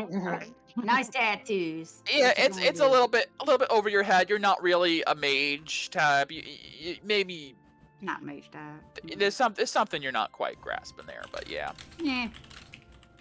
Nice But, tattoos and do fancy shit. Yes, my tattoos do fancy shit. That is correct. Oh. Anyways, Father, I understand you do not have a lot of faith in the need for the Verdant Claw or their abilities. You see, the Emperor goes, oh, I don't know what you could be talking about. It's not as if all of the time, money, and equipment invested into the previous Verdant Claw evaporated in an instant. We have I am discussed. Emperor, may I speak? There is a sudden, like, silence between Strike and the Emperor as you speak up, and he looks over to you. This should be interesting. By all means. You are a valued member of the Verdant Claw, the elite fighting team of my nation. Gonna be good. I'm gonna get some potatoes. By all means. Slide a If I little to the may. left. I have heard that our losses are due to the Cobalt and not Strike's own fault. Give me a persuasion check with advantage. Okay. I don't understand any of this. This is all just words to me. Then bam, Earn- for words. Verdant claw, 30, 20? verdant wing, verdant defender. So there's a lot of it. The Emperor, like, grabs, like, a wine glass and, like, holds it out as a servant fills it. It's 10 a.m. He fills it with like a deep red as he, like, brings it over. You know what? That's correct. I have been a bit hard on my eldest. Those traitorous, disgusting, selfish scholars, the Cobalt, who have robbed me of all of the equipment, time, money, investment into those warriors, the valuable strains of Kirin blood we will never recover. How much was invested into that one scratch, was it? You see, Strike goes, Ah. I believe Scratch had the most potent strain the Venomous Academy has ever created. Yes, that one. It's the Cobalt's doing. And even now, they mock us. Have you heard what they're calling us lately? The Vermin Clan. They think they're clever. Sound like asses. Fully agreed, Miss McKinnon. They are complete asses. Oh. And their Emperor Boreas, he thinks he can... Well, never mind. I apologize. I do not mean to ruin this occasion with politics, but since you are the Claw, and we are using you for the betterment of the Verdant, you should all be aware. Peace is not a guarantee these days. Even now, our bordering allies, the Crimson and the Alabaster, I suspect them both to be working against us.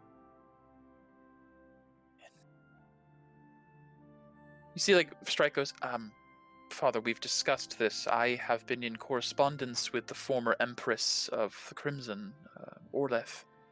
They are allies to us. He turns immediately. Only when we have our Aurora back. That was her stipulation.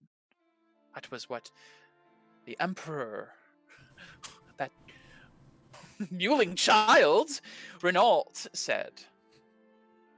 And where is our Aura, Strike? Where is the true Verdant? I have it on good authority that Arcus is... See, as soon as he says Arcus, the Emperor throws the wine glass across the table to Strike, and it just, like, lands and scatters and douses the front of him in wine. Do not say that name here. It is that thing's fault we're in this mess. Would we know about it? Yes, I I think. Absolutely Shredder and Twilight from, like, Talking Strike. Lorelei and Mixie, give me both a history check, I would say. History. History. Oh, it's 18. gonna be a 0 here. Alright, that ain't bad. Okay, no, you both. Heard of it. I think Lorelei specifically from, like, your work, probably it's come up. Some of the more inner workings of the interaction, like, especially on the open sea, having to change your routes to avoid the other clans that are also having trade routes. There's been, like, probably mention of why the clans are at war and how well, not at war, but nearing at war, and why the Aura disappeared. And I think the name Arcus probably came up. Arcus also is like a legendary thing, but clearly the way the Emperor is acting, he's not talking about the bedtime story. And Mixie, I think maybe just from, like, conversation at the tavern, rumors, you've caught your little whiffs of. You both basically know Arcus returned for the latest rite of ordering. It was some monumental thing, and then allied with the Crimson for some inconceivable reason. This ancient heroic figure. No one knows it's a child. No one knows. None of you know what Arcus looks like. There's probably like a million rumors. Like, Arcus is a man 17 feet tall with rippling muscles. And he can conjure lightning from the sky. There's probably all sorts of rumors. But as far as you know, Arcus was this legendary figure that came back for the latest rite of ordering.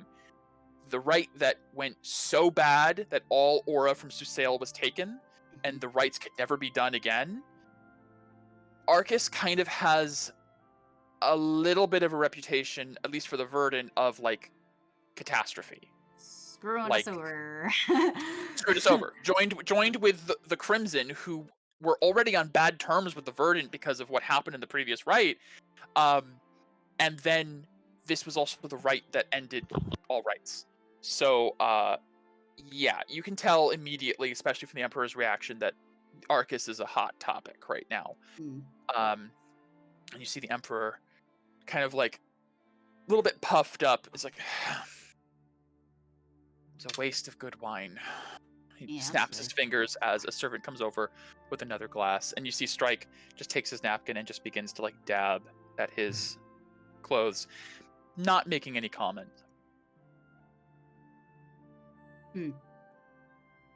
Without the Verdant aura, I know we will be weaker. Trust me, I am well aware. Which is why we need the claw more than ever. We need a symbol that the Verdant are not broken. We are still strong. And if you would have us, my Emperor, I would like to act as your sword against our enemies and a shield for our people. See the Emperor, like, with another glass of wine, shrugs. We have a bargain, Strike. You make good on it, I'll let this continue. Disappoint me again. You know what happens. Yes, Your Majesty. He like sees Strike has like barely touched his food, and he goes to stand. Yeah, Twilight. Can Twilight do an insight to see if that might be what has been causing Strike his... Sure. My character's just gonna say what the elephant in the room is. Well, what happens? 12, 20. You don't know what it is, Twilight, but you do feel like that's part of definitely whatever Strike is shouldering. Is there's some sort of bargain between him and his father regarding the claw. But Mixie goes right out and just asks. And you see the Emperor looks over to you. That forwardness will be helpful, I'm quite sure. It's nothing to hide. There is a little bargain I've struck with my son here. If he can prove to me that you all are competent and worth the investment, then things will continue as they are, and I will invest as heavily as needed into his pet project. But if you fail, and if the four of you, looking to not everyone but Strike, do not live up to the expectations of your predecessors, Strike, what will happen? And see, Strike looks like to the Emperor, and looks to the rest of you. I did not want to place any undue expectations or pressure upon my team, but should we not prove that the claw is needed and relevant, my position as Warden will come to an end, and I will relinquish the title to... He looks to Shredder. The next. I just go, him? I'm sorry, but he's a few sandwiches short of a picnic. I like you better. The Emperor, like, is mid-drink. No offense, you're really nice and accommodating. I must say, this has been refreshing. He puts down the wine. And see, the Emperor goes to stand as well. It's like, well, this has been an interesting interlude, but I do have business to go take care of. Business that will actually help all of our people. So, Strike, you have your mission. You have your claw. Prove to me this was worth it. And he immediately turns and begins to exit. My Emperor. He continues walking. Twilight. If you can say whatever you'd like as he's going, but he doesn't stop. She doesn't continue. He is not going to stop and listen. Yeah, no, he just leaves. As the door kind of echoes in the hall, Strike standing there still a little bit wine-stained. I'm going to go and change my attire. In fact, I think I shall change into my armor, as we are going to go out for the day. We have a few things we have to accomplish, and one of the first things you must learn as a member of the Claw is to always be prepared. Be armed. We stand as symbols for the people now. I would like you all to try to forget what just happened. This is not as part of some wager. I believe in the strength of everyone here and the purpose of the Claw. This has nothing to do with me.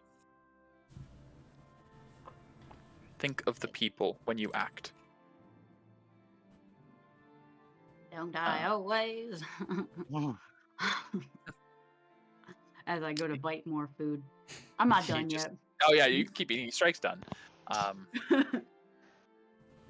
Strike, I will do everything I can to help. And she will cast Such a Gift of treat. Alacrity on him, Oh, Okay. just in case. I like her. That is certainly proactive. Thank you. Of course. And he will kind of like pat Shredder on the shoulder as he passes by. He's like, I had meant to mention it in private, but yes. Think of this claw thing as a test. If it fails, you'll be the next warden. Father's finally acknowledged you, and he just keeps walking. There's no. Wait a minute. Wasn't she in a clink somewhere? That's what I heard. What's going on here? Oh, Strike leaves the dining hall to go get changed, leaving the four of you with some servants to finish your meal if so desired, as Mixie continues I'm to eat. absolutely doing that. I'll be the last one out. Mm-hmm. As I slightly haven't been dined and wined this fine in a very Slightly- long ever. yeah, tense conversation over delicious food. As the four of you, the new members of the Claw, find yourselves alone. All right, well, what's our objective again? Tasty. Other than eating? Our objective is to not fail Strike. Okay, never done that before. There is no need to worry, as we will not fail I'm being Strike. sarcastic. We will be successful. My brother's worries are not founded. I agree, Trevor.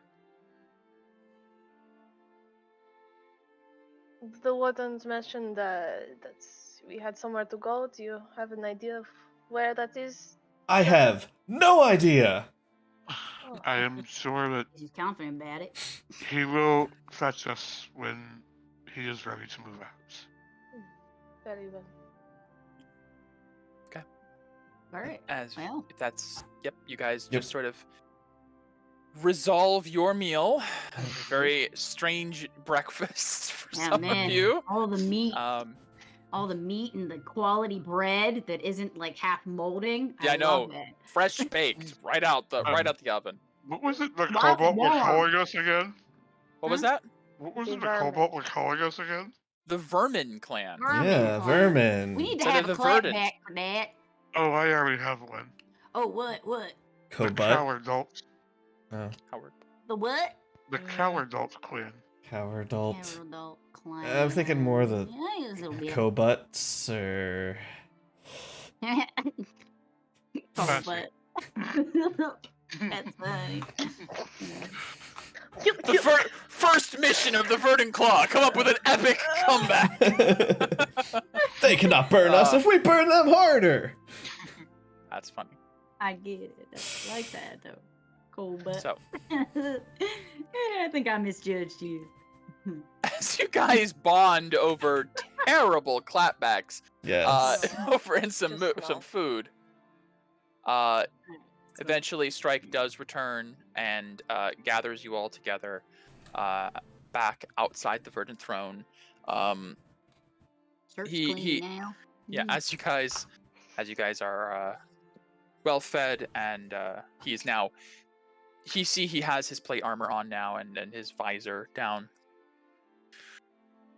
I know that we have not taken much time to get used to each other or our skill sets. We are not going out for combat, but I would like you all to get used to coming wherever we go prepared for battle. Just in case.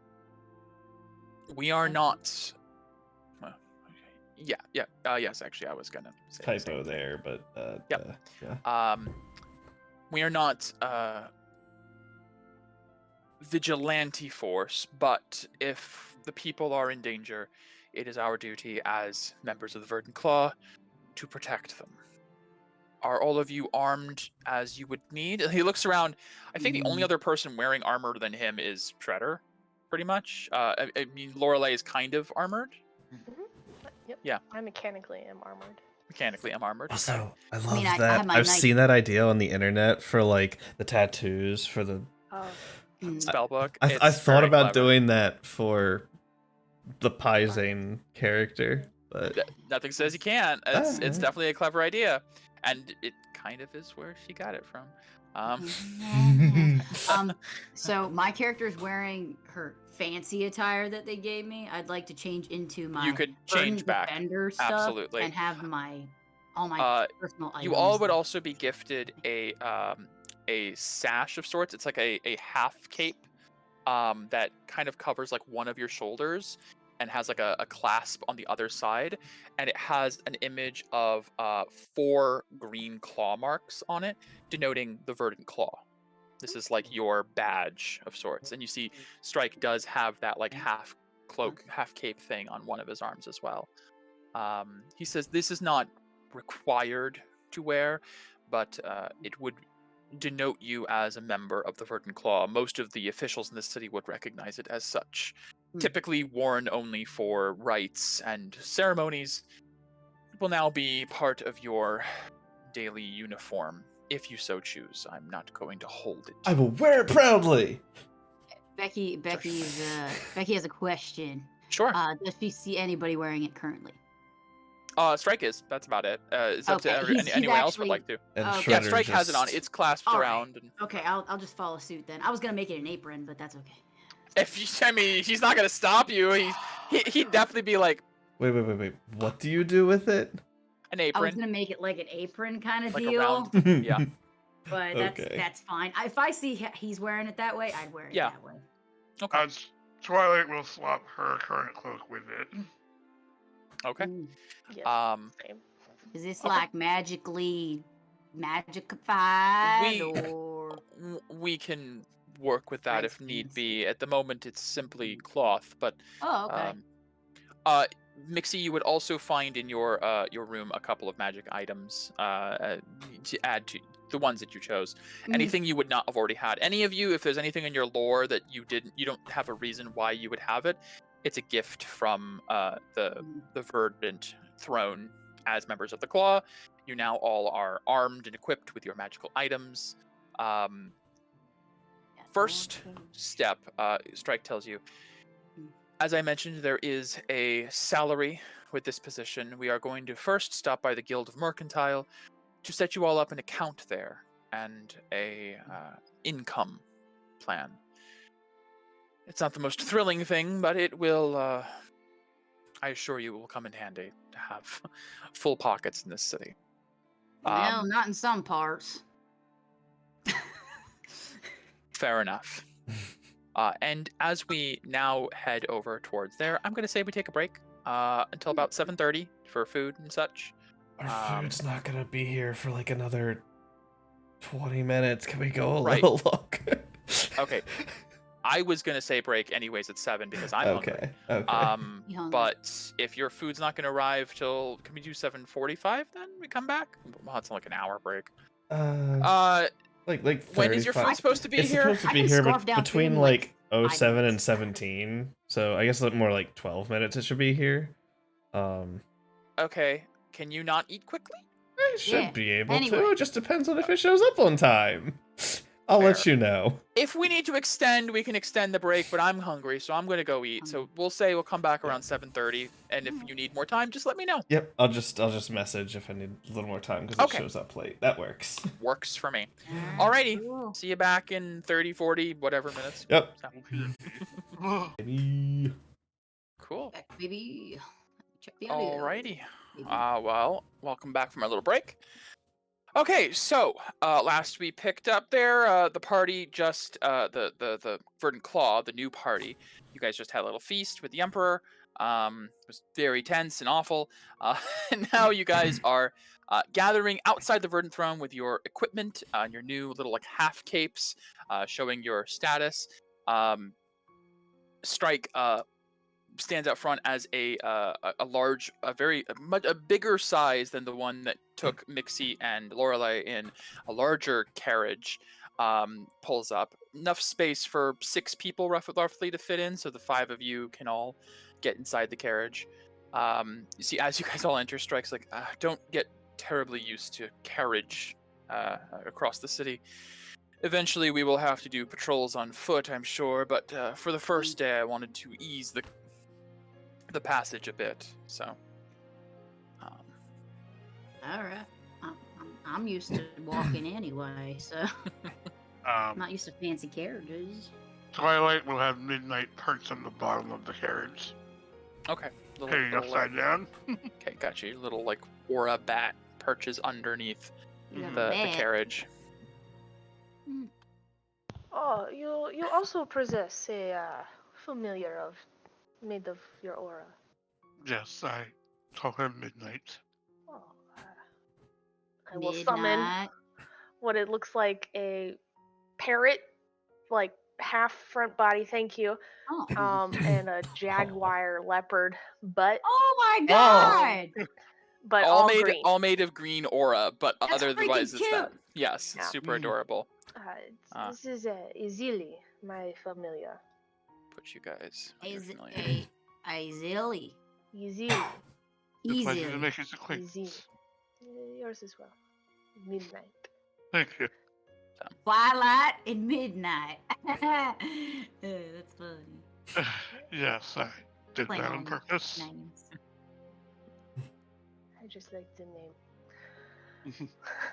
I'll have Izili go on top of the carriage. Top of the carriage, so one on Kind of top, one like- on bottom. Mhm. That's funny.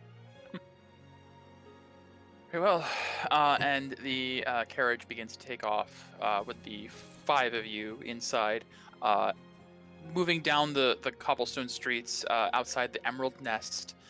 You guys begin to slowly descend down the slope of the city, passing by the Great Church of Soren, and heading towards this large, stately building. Actually, it's actually a series of multiple buildings next to each other called the Guild of Mercantile.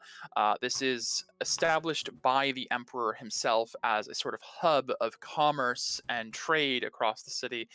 Most of you guys, even those in the know with business keeping, probably haven't come here for more than like maybe once a couple of years to get your licenses renewed.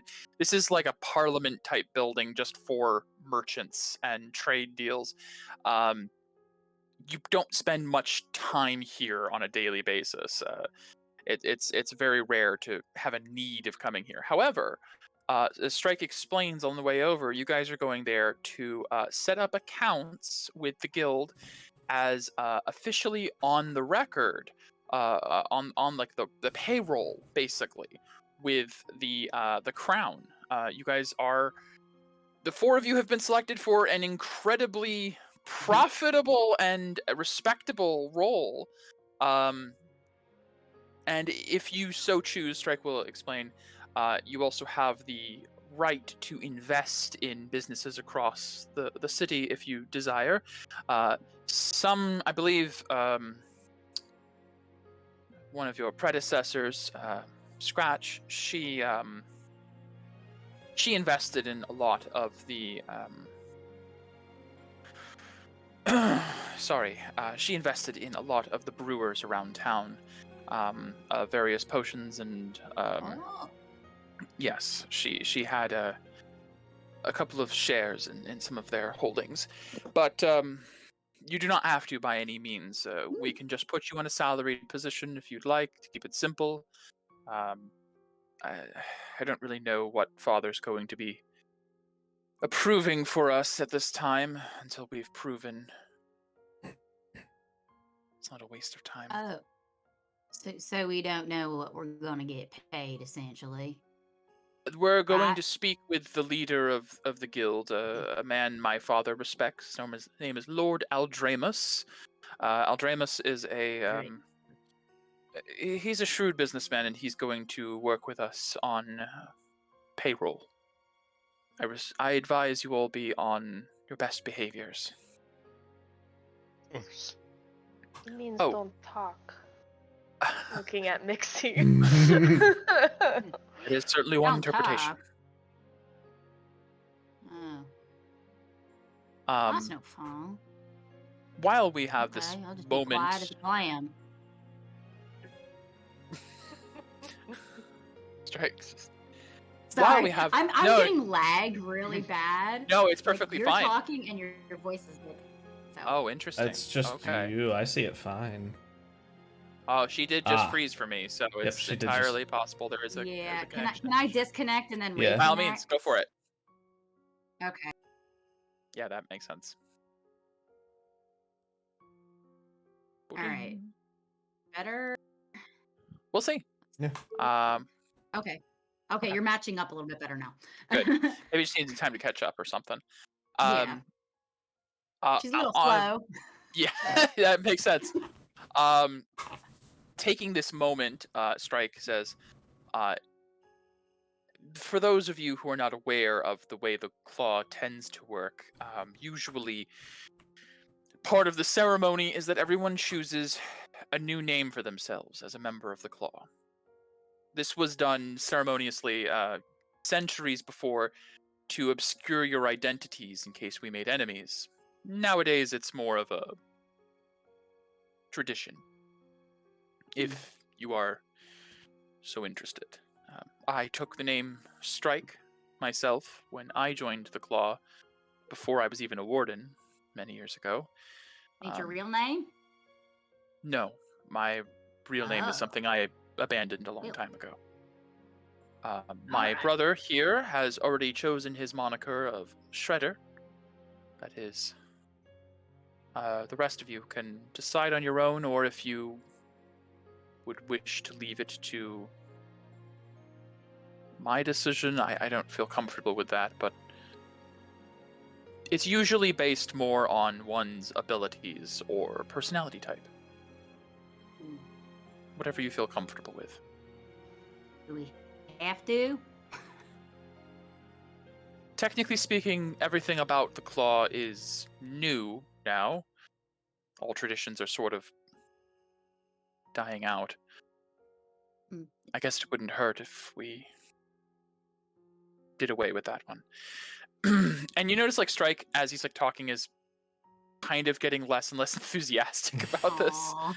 Poor guy. Right, yes, no, you're right. That's a silly tradition. Who would ever want to do that? Who would I ever already want a have new one. code name? I Okay, already have one in mind. very well.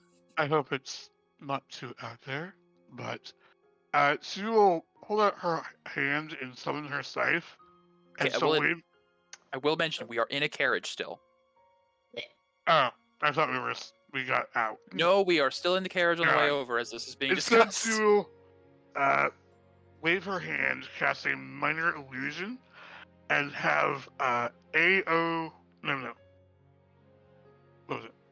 Yeah, AOD, and it'll then like spread out to spell Angel of Death. But the name itself is AO'd. Okay. The old. She is She's hail. putting effort into this because she feels like Strike is like You're really going for the edgelord, AJ. Strike really, It's Strike yours. looks even less enthusiastic if it's possible after that, and he goes, Oh, glad Is that- you're thinking of it. did I misread? You know, perhaps we should just do away with the tradition. It's a Mhm. silly one. No, the traditions I think have value. I will take the name Boom. Boom. Yes. Very well. Oh, Oh, I think Bye, Becky's still having Becky. problems. Oh, good now? Boom, boom. I Boom. heard boom. This is Yes. correct. Boom. All right. That uh, is more aligned with our typical typical naming conventions. I had your predecessors named themselves after their particular fighting styles: sting, scratch, oh, is that cut, how it's and done? bite. It's just the way traditionally it was. But again, traditions are No, dying out. I can do this. It's so good actually like see her for once like kind of some emotion on her face and she's like A little trying flustered. trying so Just as you're trying so hard, the carriage comes to a stop, and servants open the door. It's like, we have arrived. Like, oh, very well. Thank God. As Strike gets up and like immediately exits the carriage. And you guys step out of the carriage at the foot of a set of steps that go up to the edge of this tall building. You guys are at one of the leftmost of the several buildings together in this little square of the Guild Mercantile.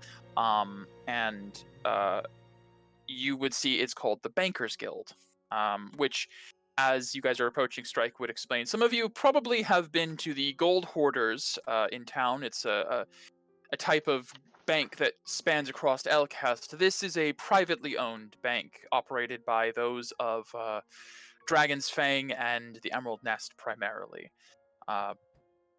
You probably have never been in here, so again, you don't have to remain silent by any means. But do please try to be on your best manners. And he takes a deep breath. And you guys, I will put us in that map.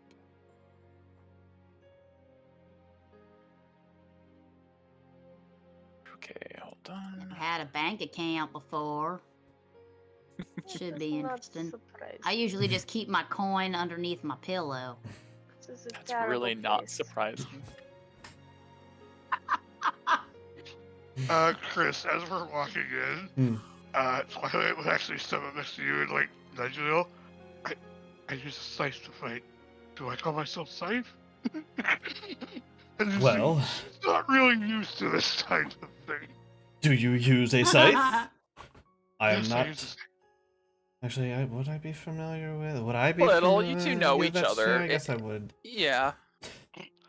That seems like an excellent name. Scythe. Okay, I will Scythe. call myself Very Scythe. simple. And what about you, Mixie? What shall you call yourself? I'm getting a little bit of lag.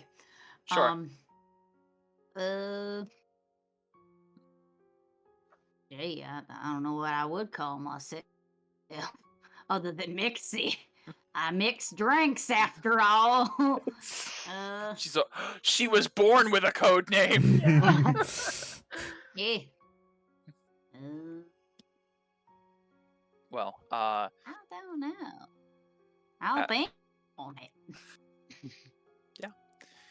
as you guys enter into the building, it is very ornate interior. There are a lot of couches and comfortable spots to sit. The left side, you see there are several counters with little windows with clerks in them. There's not terribly busy this time of day, but there are a few of like the higher class of society and lounging and waiting for their name to be called to come in with an appointment. This seems like ye old bank, pretty much. And as you guys enter, Strike steps up to one of the counters. And as soon as he steps up, the clerk goes, Warden, it's good to see you. I will let Lord Adremos, you and your companions are here for your appointment as scheduled. Yes, please let him know I apologize for being late today. It was expected. We understand the strange nature of this outing. See, like he looks over towards the group of four. See, Strike looks back. Yes, I suppose that's fair. You see, Strike looks around the room and looks like he's about to say something, but then just sort of like shrugs and goes, "I suppose we'll wait out here." Yes, that would be best. I will go and let him know. And he steps out of sight, and you hear a couple of doors as he steps away. You see Strike comes back. Oh, I suppose just make yourselves comfortable, and again, please be as presentable as possible when Lord Aldraemos comes. Of course. Oh, and sorry. I'll put it into NPCs. Lord Aldwabo. Why's he important again? He's one of the most wealthy men in this city. And he is the one who is going to control your salaries as of today. That's important. Okay, he's an important man. I'll remember his name now. And unfortunately, right now we are at the mercy of my father's whims, considering he does not have much faith in us as a unit. So if you upset Lord Aldraemos, it's up to you to make up to him and get your salary raised. I see. I will not fail you. The clerk returns to the window and says, "He'll be out momentarily." Strike turns to you, Twilight. What you were saying? And your brother has helped me pick a name. Scythe. That's an excellent name. Going from AOD, the Angel of Darkness, to Scythe, it's some extremes. I like it. Strike goes, I like it. You It know, sounds dark. scything is an action, technically, to scythe something, so that's fitting. Very well. He seemed pleased. Yeah, he seems a little pleased. It's adequate. I think you can tell that there's like a little bit of like maybe not disappointment, but just like okay, A bit on simplistic, the nose. but a bit on the nose, but I don't know any of her other mechanical abilities. no, none of you do. None of you have seen each other in combat or anything yet. You guys see her give a little like fist up of excitement, like she's trying to please him. Twilight, could you give me a perception check with disadvantage? Disadvantage. Oh. Yes. Considering the mood you're in right now and the things going on. Mine's just gonna be mixy, cause I mixy drinks. I'm not being fancy about it. Changing the spelling of the name does not make it more difficult. Her natural perception is really high, so It is. It's pretty good. That's still amazing with a natural 9 for 17.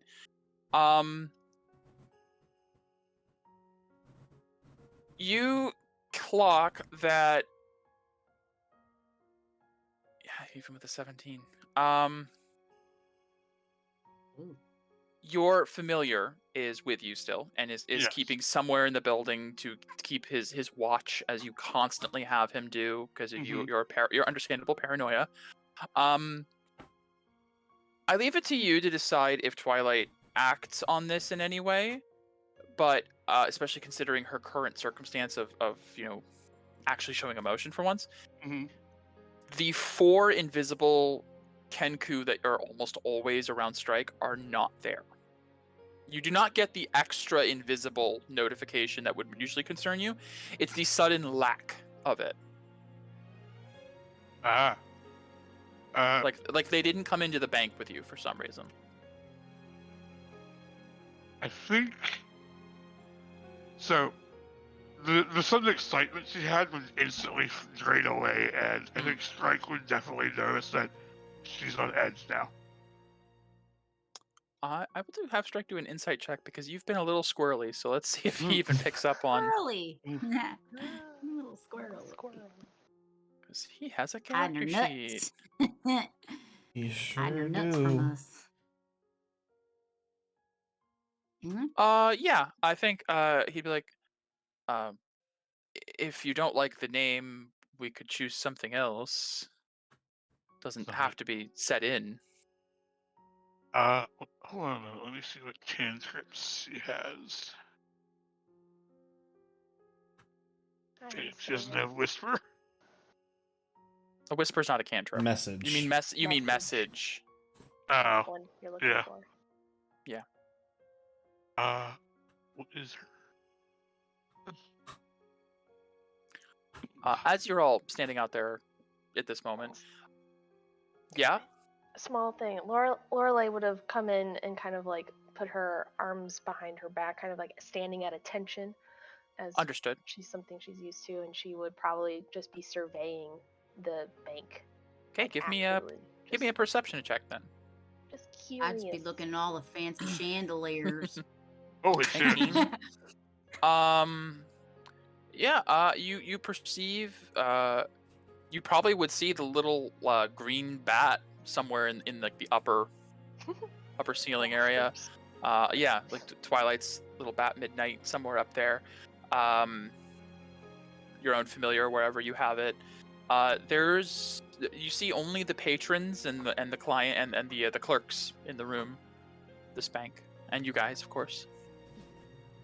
As you guys are standing around, eventually the door over here at the edge does open, and a man steps out, wearing a very nice suit and jacket with large curved horns. A tiefling man comes out, and he's got what looks like a mug of what you imagine to be like coffee or tea that says #1 boss written on it. Oh my god. And he comes out, he goes, so this must be the claw then. All right, come on back. Let's get to business. And he will open the door for you guys to come on back. Bloop. And I'll actually just open the doors on the way back. So you guys can follow behind as Lord Eldraemos, who just casually comes out, sipping a cup of coffee with the words #1 boss written on it, just casually walks back. And you see Strike following along as well. You guys are led back. Yeah. As you guys are walking, he talks and says, so, have you already decided on your investments or your style of income? As he Strike goes, for right now, let's just keep it simple. We're in a bit of a strange circumstance with the Emperor. Like, oh yes, I heard your little wager. I hope it goes well for you. And he, yes, thank you, Lord Eldraemos. I hope so as well. I was hoping, it's like Strike's trying to like keep up with the guy as he just keeps walking and talking. He's like, I was hoping we could discuss a suitable lifestyle supplement for my members. It's like, he's just like, trying to keep up with him as he just keeps moving. Like, yes, we'll figure something out for them to all have all the fun they want and the living expenditures. I'm sure. But come in, let's come in. And you see, he seems to be moving very quickly back to his office, and like Strike keeps having to kind of keep up with the guy. He's a businessman, very busy. And you guys can wander in to his office in the back. Ooh, nice and posh. The door closed behind. That's right, I know that word. Posh. Posh. Posh. Posh. Oh, that's not meant to be there. I'm just gonna sit next to Shredder. Hope my perfume ain't too much for your nose. He definitely dyed it down a bit. It's well, yeah, another chance. Oh. As he comes back around and sits down, he looks over to Strike. So, what kind of figures were you thinking for your group here? And he's like, well, I was hoping to at least match what the previous claw made. And he goes, we've already discussed that. Unfortunately, situations as they are with the clan, we're going to have to dial it back a little bit. Right. I was hoping perhaps we could make an exception, specifically because of the way things are with the clan. Prices have been raising, and lifestyle has been harder to maintain, and some of them have family members they'd like to support. And he goes, right. Well, let's see. And he pulls out some papers and starts to like shuffle through. As he's like shuffling through the papers, Strike looks over to the four of you. There's I'd like. I think Twilight and Lorelei are the ones who were most keen on it. I'd like you both to give an insight check real quick. Okay. All right, not too bad. Twilight, that's a nice 20. Twilight, I think this makes a lot of sense for you as Strike's a childhood friend from before. Not only were you looking tense at some point, now Strike is looking. There's a look of like confusion on his face, like he's trying to work something out in his head, and it's starting to dawn on him that something's off. So, Lord Eldramus, I was hoping we could start negotiations at 1,000 a week at minimum, please. It's like, well, that's a bit rich right now for 4 members, but perhaps we could negotiate 750. It's like, if it was just the 4 members, I'd agree, but they have people they'd like to support. I promised them. It's like, you shouldn't have made promises you couldn't keep. It's like, I will gladly take 500 so the others can have more. See, like, Lord Eldramus looks over to you. Well, that's very noble of you. We're talking silver, right? Of course not. Gold. You see, Eldramus goes, try platinum. What? like she's like dumbfounded. Like you can't be serious, right? That. Strike looks over to Mixie. He's like, I apologize if it was not made abundantly clear. The Verdent Claw is one of the most elite, prestigious roles within the clan. Now, of course, and you see, Eldramus goes, yeah, but that was back when there was a right. You know, a thing that would dictate the future of the clan for 10 years. What are you guys even doing now, anyways? Strike's like, yes, that's still being decided. And see, Eldramus goes, yeah, that's the problem, is if you don't have a clear idea for your future, then why should I invest in it? Twilight, at this point you see Strike is kind of sweating a bit and looks like he's going to throw up. Oh no. I do believe Strike's intentions is to make sure the Verdent clan has a special task force that can ensure the people's safety and give them courage in these hard times. After all, who's to say the tensions on the political side don't rise even further and actual violence starts to come about? Who then would you turn to if all the guards are busy protecting the royalty? Give me a persuasion check with advantage.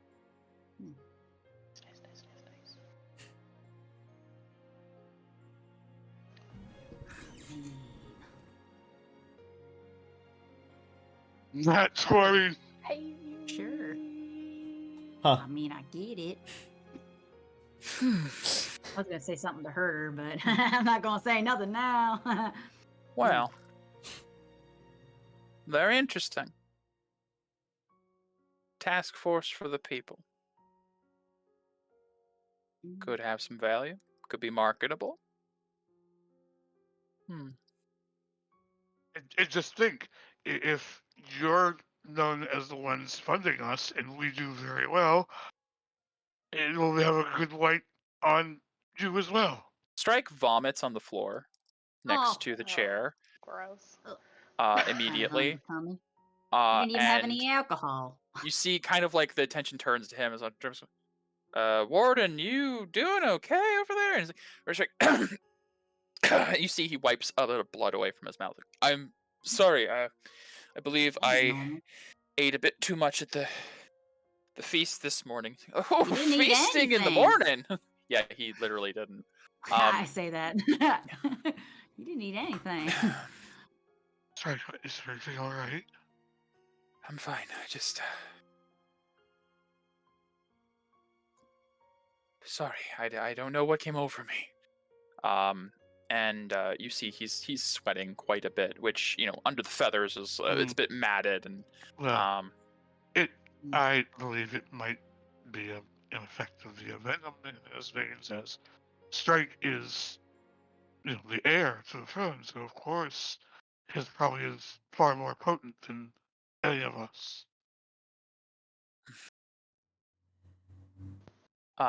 As you're comforting Strike, Lorelei, you were making active perceptions before. Yes. Could I get another one right now? Sure. Yeah. Ooh, 25. Nice. nice. You guys walked into the back room through multiple doors and hallways. So this room is very much like not necessarily soundproofed, but the outside business is very much muffled. You hear a loud banging sound and then a scream from elsewhere in the building. She only hears that, right? Yeah. Okay. It's very heavily muffled, like in a distance. Question, would my bat hear it? Where did you leave it? Ooh. Probably outside. Because Okay. it'd probably be hard to sneak into the room with her. What, are you sneaking it all the time, or because it's not like you can't have a familiar out? She'd probably have left it outside the door of the room. Okay. Then Make sure the entrance is protected. Sure, have the bat make a perception check. What's its stats? Let me pull there. It's gonna have to be a good roll. Because familiar stats are usually low. Yeah. Plus like 4-ish. Why are you being slow? Yeah. Maybe like 3, 4 bonus. Yeah, mine's 3. It's at plus 11. It says 11 perception. Holy shit. What? It's a bat. Okay. Yeah. I mean, I guess, yeah. So 18. My pretty. Okay, yeah. Your bat would hear it at the same time that Lorelei does. Her head will snap in the direction of it.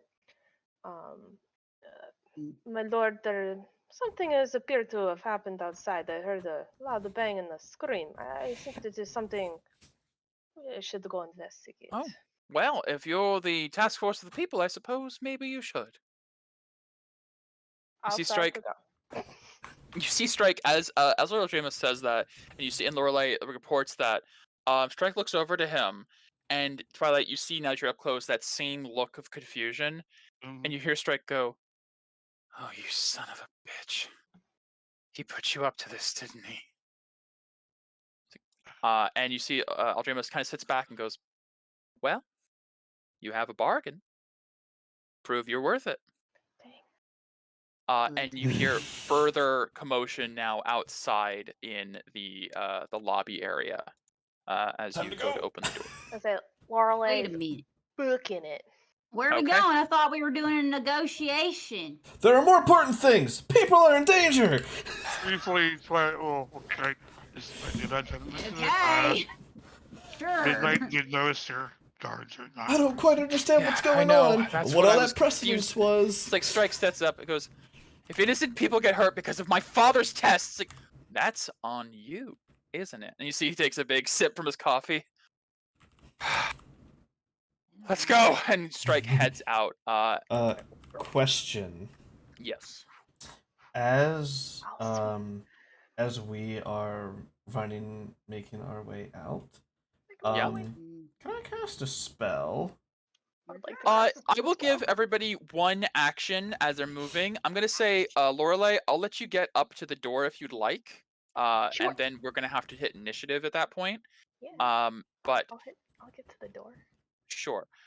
We'll say everyone up here can get to about here before initiative will have to start. Alright. Twi's gonna cast Diphthalacry on herself. Don't forget, Strike also has it. Strike has it, yep. as Lorelei is running, she will go ahead and cast Spirit Shroud on herself. Okay. And it's going to be radiant damage. Okay. Let me get when it matters. Nice. And there's like just wispy, golden, kind of small ghosties. Okay. Just like flowing through the wind. Like sails, I guess. Like a ghost sail. That's better. That's more on theme. Gotcha. Oh, dang. Hold on. Shredder, you were doing something? Yeah, I'm gonna be casting False Life. Okay. And since my spells count similar to Warlock, it'll be at 3rd level. So it's an extra, what, Cool. 5 per, so 5, 10, 15, plus the 4. So 23 temp. Look at my character sheet. Nice. Max. Well, I am gonna Was it? throw that? some Oh, yeah, it music was. in. As you guys run out, if Mixie, you'd like to do anything, let me know. Yeah, I yeah. Is it possible to rage as an action? As a bonus action. You might not want to, because if you don't hit something before your next turn, your rage If will you drop. deal or take damage in a rage, it drops. So you want to make Yeah. sure you Oh, I can didn't know reach that. combat before that point. Okay. Could I activate my Pendant of Temper Fury then? I believe so. Let me just check how Bonus that works. action? Yeah, you can expend a charge, cause your hands erupt into flames. Yeah, absolutely. So Oh. as you're running down, the pendant flares and your arms erupt into flames. Strike draws his blade, and I'm gonna need everyone to roll me initiative. As Lorelei, as you reach the door, you hear the sound of what almost sounds like a gunshot, and this is a robbery! As several bank robbers seem to be out in the lobby, and there seems to be one of them to your left. You hear that had the loud banging shot. Let me grab. Fucking damn it! All right, something to beat up. I have to remember. I have to add a 1d8 to strikes. Yeah. Yeah. He's already got a pretty good. I So let me rolled. just roll. Oh well, he's gonna need Poorly. it. So let me roll I need to have that on. for a 4 to 11. Oh, that's very confusing. Sub 10, that's for sure. I get advantage on initiative rolls. Yes, you do, as a barbarian. Yay. As a set, what, 2nd or 3rd level you get that? No. Uh, higher I know it's Don't not, know. not first. I know it's not first. than that. 7th level, you get advantage on initiative, I think. It's actually pretty high. Make sure you click a token. Click the tokens. All right. Oh, a token. I only have a 2 initiative. How's that possible? It's your dex. Yeah, it's your dex. Oh, yeah. Okay. Yeah. These enemies have Okay. a 1. If it helps, some of these enemies have a 1. So. I did hit advantage. It's not... So it doesn't matter there. If you go into the cog wheel, there's a initiative style which you need to set to advantage. Okay. So just roll again normally for now, but there's a Okay. separate place for that. Okay, it's gonna be 20. Oh yes, and I'll have to roll the familiars. Do they have their own initiative, right? I won't have mine act in combat. I'll have Okay. it just not. for Beck, this you can one. just edit yours back to 20, I So, believe. what is your bat familiars initiative? I don't know what you're saying, Chris. Plus their dex mod. Right. That's what I'm basically Yeah. asking. is Mine is +2. +2. Okay. So I will roll. Also, tick your tiebreaker, hun. What? There's an add dex to tiebreaker in the cog wheel as Okay. well. Yeah, I said that. Natural one and for the then- bat. Seems fitting. Initiative score. But Justin changed. Okay. Now let me descending. Okay. All right. Why is Medea here? I don't know. I will remove Medea. Why is Medea in the initiative? I don't see where she is. She's at the top of the initiative for some reason. Oh, she isn't on mine. Oh, Yeah. okay. Oh. She just disappeared for me. That was weird. Okay. All right. Well. Ghost Medea was a thing for a moment there. It is miscellaneous bank robber number 3. Let me just pull up. He rolled real good. A perfect get to know your character's combat. Oh, Yup. God. Yep, with a little test to see if you guys are even worth the effort from the Emperor. He's going to move down to here as he sees the door open as Lorelei's there, and he just rushes over and he pulls out, this one doesn't seem to have a gun, this one seems to have like a hand crossbow that he points at you and says, "Freeze!" I'm guessing Lorelei makes no effort to freeze, like it's obviously she's not in her turn, but she's still kind of like charging forward, so he's going to Are shoot. you a monk? I don't know. I don't know. You might be about to find out. So, Monks do monk shit. Yeah.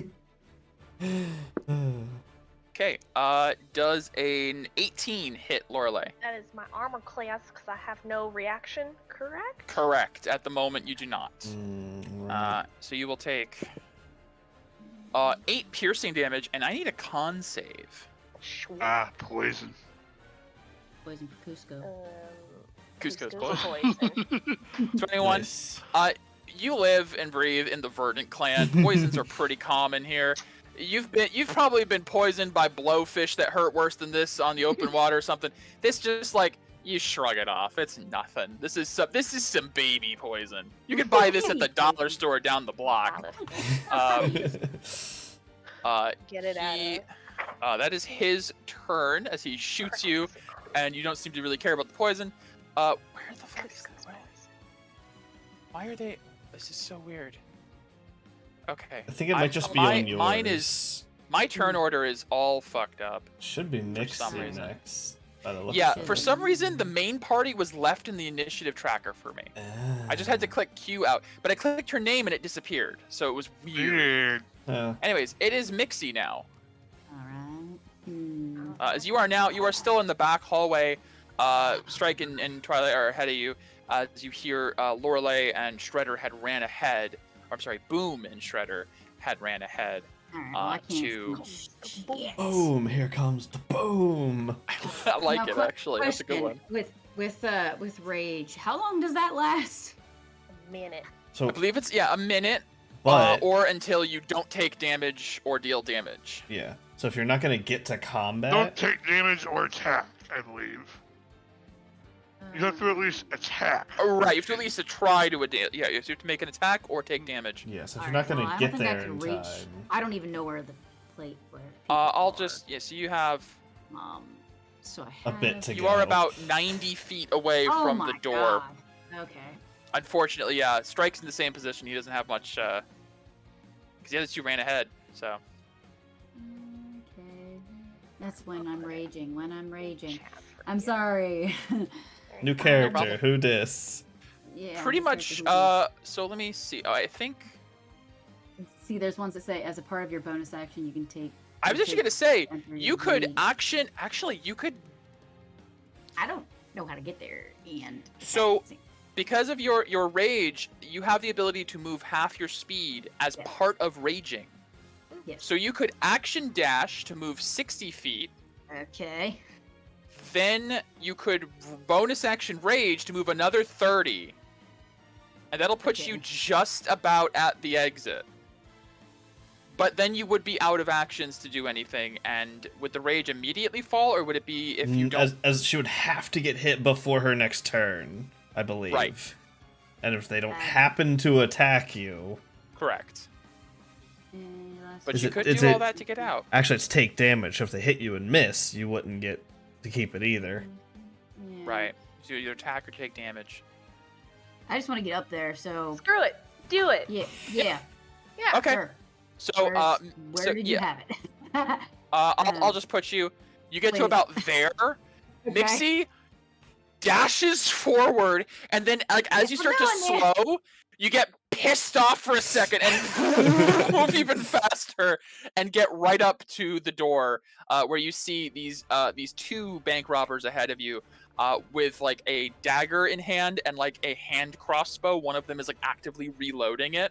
And you do see your friend Boom in front of you does have a bolt sticking out of like her arm. Ooh. Okay. Okay.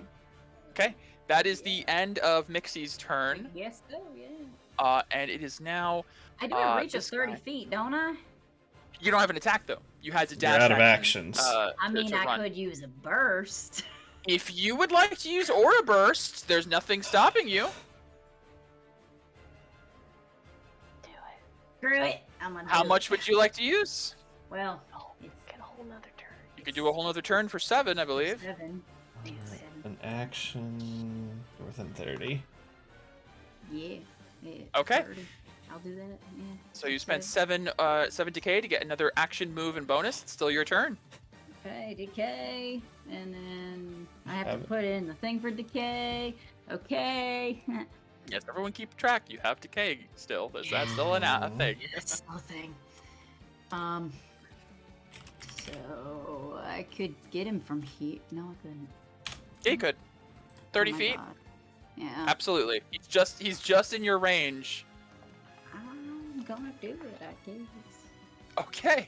I like the Temper mode. I like the Fury. momentum of this. All right, all right. So give me your attack. Nowadays. All right. I don't like people, messing with my money. It ain't my money, but it's somebody's money. It's true. Ah, shit. 19 will absolutely hit. Oh, good. Question. For... That was. I entered my rage, right? Yes, you are raging. Oh, I didn't put my rage down. +2. Plus Uh, 2. what, is all. what, lev- what level are you? Yeah, never mind. Sorry. It says Probably. 3 on Is it here. Yeah, yours is Yeah. probably Yeah, 30. She's it's 3. full barbarian. She didn't do any Yeah. multi-class. Then it's Full level 10 barbarian. So yeah, it's 3. So Mixie, from back in the hallway, still like kind of with with Strike and Twilight, you hear the sounds of like a gunshot and like this is a robbery. And Mixie, I don't know if it's like your bartending bouncer or your All right, defender, nah, something I'll in you fucking flip. just activates as you charge out, 90-degree turn, charge down the hallway, 90-degree turn, rage, run again, and immediately just punch. And what you see is you guys see Mixie punches the air so hard a shockwave shoots out in front of her and Excuse hits me. the bank robber in the gut 30 feet away. All right. That's pretty cool, I gotta say. That was pretty cool. That was some superhero shit. I have a bonus, right? Yeah, you got a bonus and you still have a move. You can move again if you wanted to. You can move out there. My Fists of Fury. I can make 2 unarmed attacks. Yes, Question you mark? can. Now is that's yeah. Did you actually turn? You can use your bonus action to make 2 unarmed attacks. Correct. Right. So make 2 more attacks. All right. That's the equivalent of Excuse your me. flurry. Yeah. Excuse me. Natural 20 for Excuse- Jesus Christ. Hope that's all calculating right. Yeah. Holy crap. And then another one. Oh, there's an extra. Is there an extra something? Because we made this hastily, so I want to make sure I got everything. That right. attack is fine. Tempered Fury is The part of crit. your subclass, Right. I No, the believe. crit should be 2d8 for the second one, not 3. She is a barbarian. She has brutal, Brutal critical. critical. No, I know, Right. I know, it's included. So you roll your normal one, which is 10, and then your second one would be a d8, and then your brutal critical would be 2d8. So it's a total of 3d8. Right, Yeah, isn't it it's 3d8? It does is say it 3. 48? It does say 3. Is it? Are you saying it should be I know. 4? No, it should be 3. It's a total of 4. It does say 4. It's got 'Cause it's yeah, the she's 10 right. plus the. The 10 has 1d8, and the 4, bizarrely, the 4 was 3d8, 2 of which were Yeah. 1s and 1 was a 2. Yeah. So it's a So- total of 4d8 she's rolling, which is wrong. There's 1 extra d8. I'll be Oh. fixed. It's not a big deal. Becky, just We go can into just remove. I'll just remove one of the ones that got Yeah. rolled. Yeah, So Becky, we'll just do 1 just- less damage. just go into crit and change it to 2d8 instead of 3. That's all you have to do. Just go into the attack. Okay. Right, because Chris, you just put in the extra, not the total. Yeah, Right, I that messed makes up. sense. Okay, crit. Gotcha. Yeah, crit for It that. just surprised you me might that wanna the come 4 over. was I 3d8. know. It's not that Was hard. it 2d8? You said 2d8? Yeah. Instead? Yeah, Okay. but it's good. We got it. Okay, great. Give me And one then- more attack. All right, another one. Do another crit. Why aren't you dead yet? Or at least on the ground. How are you punching me from so far away? And, one across the jaw. As that hits. You thank my brother for that. For what it's worth, Becky, they seem pretty hardy, but you are pummeling this guy from 30 feet away. Great. Becky, you'll want to dial back your magical weapons d4s by 1d4 less as well, because we put 3 Just in do that. it for me. No, it's your. I don't it's know not- what the hell you're. I'm gonna put something in roll. Just do it. Okay. Anyways, it Later. is the ringleader's turn. And I get a move, right? Yeah, you do. Yeah. Do I want to move? I don't know. That's up to You? you. You can Well, move your speed. So how do I lose my rage again? Do I? You'd have to go a whole turn without taking damage or dealing or making an attack. You're fine until your next turn. Yeah, because you made an Alright, I'm attack, gonna so you're good. move. Yeah, you're I'm gonna move plenty it. fine. I'm You gonna move? You hit a guy 3 times from 30 feet away. You're great. I'm gonna move over here so my friends can get in their own positions. There you go. Okay. Yeah, you step out. Stepping out, you do see there appears to be a few more bank robbers off to the side here. And there's this one here that appears to be like a dark green dragonborn who has like leather armor and looks like a small like hand pistol, like a very like rudimentary firearm. That they're cropping up a bit more in the market lately. There's none like really for sale most places, but ever since the Holy Land fell 20 years ago, there's been some circulation of firearms. This guy seems to somehow have gotten his hands on one. You're a serious one. All right. And he is going to. He did see Mixie, but I'm he's. gonna gesture. Give me an intimidation check because he's got his own agenda. All right. Intimidation check. Yeah. Do I get? Hold on. No, I don't. God. Okay. I just want to make sure I didn't get like. You get advantage on strength checks and strength saving throws. And that isn't one. So. Intimidation. 12. I'm just gonna. Okay. He looks over to you. Kind of like how a bar person would be like, "Come on." Come on, man. Looks over to you. Gives like a smirk. Is like, I like you, but I got a job to do. And he moves over here. So do I. Until he sees Lorelei in the door frame, and he levels his pistol at you, and he is going to take a shot. Sure. Shit. Come on, man. So we're gonna see. His aura flares. You have okay, well, let's say you have Okay, disadvantage. then it's- I forgot to. Oh no, never mind. I got hit, so never mind. Oh, don't worry gotcha. about it. Oh, The- they're yeah, the close with first his one- placement. That's right. Yeah, it's Ooh, okay. I that's forgot, right. so. Okay. Well, no, because yeah, no, okay. Okay, we'll just Yeah, chalk that one up to a loss. Yep. Not a crit, but damn. Cool. That is a Okay. 27 to hit. I rolled Ugh. really high. Next turn it won't. That's fine. Gotcha. Oh my god. Yeah. This is gonna hurt. Yeah. He has sneak attack because he had advantage. Oh And damn. Sorry. You I haven't rolled acted in con. initiative yet, have you? No, I have not. That was my Cool. concentration check for before. I Cool. forgot to roll it. Which means it is a critical hit because he has assassinate feature. Hmm. So, this is a Wow. crit with sneak attack. Ow. That's pain. Oof. Sorry, I can't do anything for you. It's not exactly my specialty. It's a lot of Working on it. damage. Working on it. Emotional damage. And physical. Emotional damage. No, it's gonna be physical damage. Little of both, maybe. Yeah, you might have some kind of snappy comeback or something. You take 56 points of piercing damage. Oh. That was a crit with his sneak attack on an assassination on a first Yeah. turn. Alright. This is That's fine. not something he can do Yeah. over and over and over again. You Um, also see his gun jams. Ooh. I rolled, unfortunately, 20. and yeah, I can he do it. looks like he's gonna take about at least No. 2 turns to fix that. Alright. So he just sort of like drops the gun, and pulls out a hand crossbow. It's like a piece of shit. Just that is his turn. Twilight. Get your So, butt up here. Strike sitting in front of the door, right? I mean, he's not like, blocking it, but yes, he's in the doorway. I'm just asking. What? The door strike in front is the way we got, right? Yes, the open door, the one you can see through. 35. Bonus action. She will face up. 5, 10, Okay. 15, 30. Do you mean Misty Step? She has the. The elf thing. No. But you're an ASMR. Yes. Hold on. She is Fey Touch, that's her feet. So Yeah, it but gives it's- her Oh, face up. gotcha. Still It's Misty it's Step. still Misty Step. Yeah, it's still Oh, Misty okay. Step. Yeah. Because I have that Fine. on there. 5, Ah. 10, 15, 20, 25, 30. Still can't reach them. Yeah, no, you guys were pretty far back. She will. How is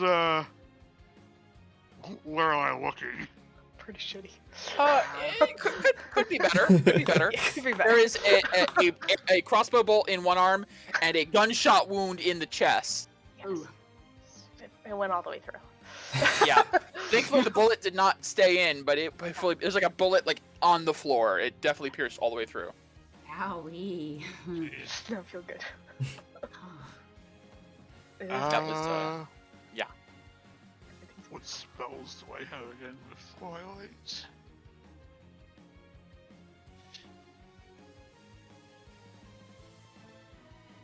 Oh, is that range? Nope, I didn't mean to do that. That's self Not only. attack. Damn, it's self-only. Yes. Oh, you're trying to heal. I see. Yeah. I mean, do you have any more movement left? I could burst move. Hmm. I see. You took burst player, right? Mm. Does your familiar have more move than you? It has no. Unfortunately, it's not naturally 30. If it doubles, it's a 60. Oh, it doesn't have a 60 feet fly speed. Oh shoot. Surprisingly not. Well, it It's is a bat, I guess. familiar. Yeah, it's a familiar. So I was gonna Yeah. say because it could deliver like a heal through it, but Yeah. if you know, Yeah, unfortunately, like, and my heals are not great. well, everyone still has have aura aura healing. heal. Right. Yeah. Exactly. But she's But not you'd have in to get in range. touch, Yeah. or if you had Aurora wave. Cough, cough. Nobody looks at those. Nobody looks at those. They're just like, oh, burst. Oh, burst is so cool.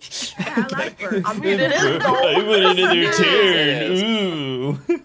Ooh, I get an extra turn. Ooh, I'm so special. It's no, of course, it's really good. It's high cost, high reward, but yeah. I need your action here, bud. Something you're doing.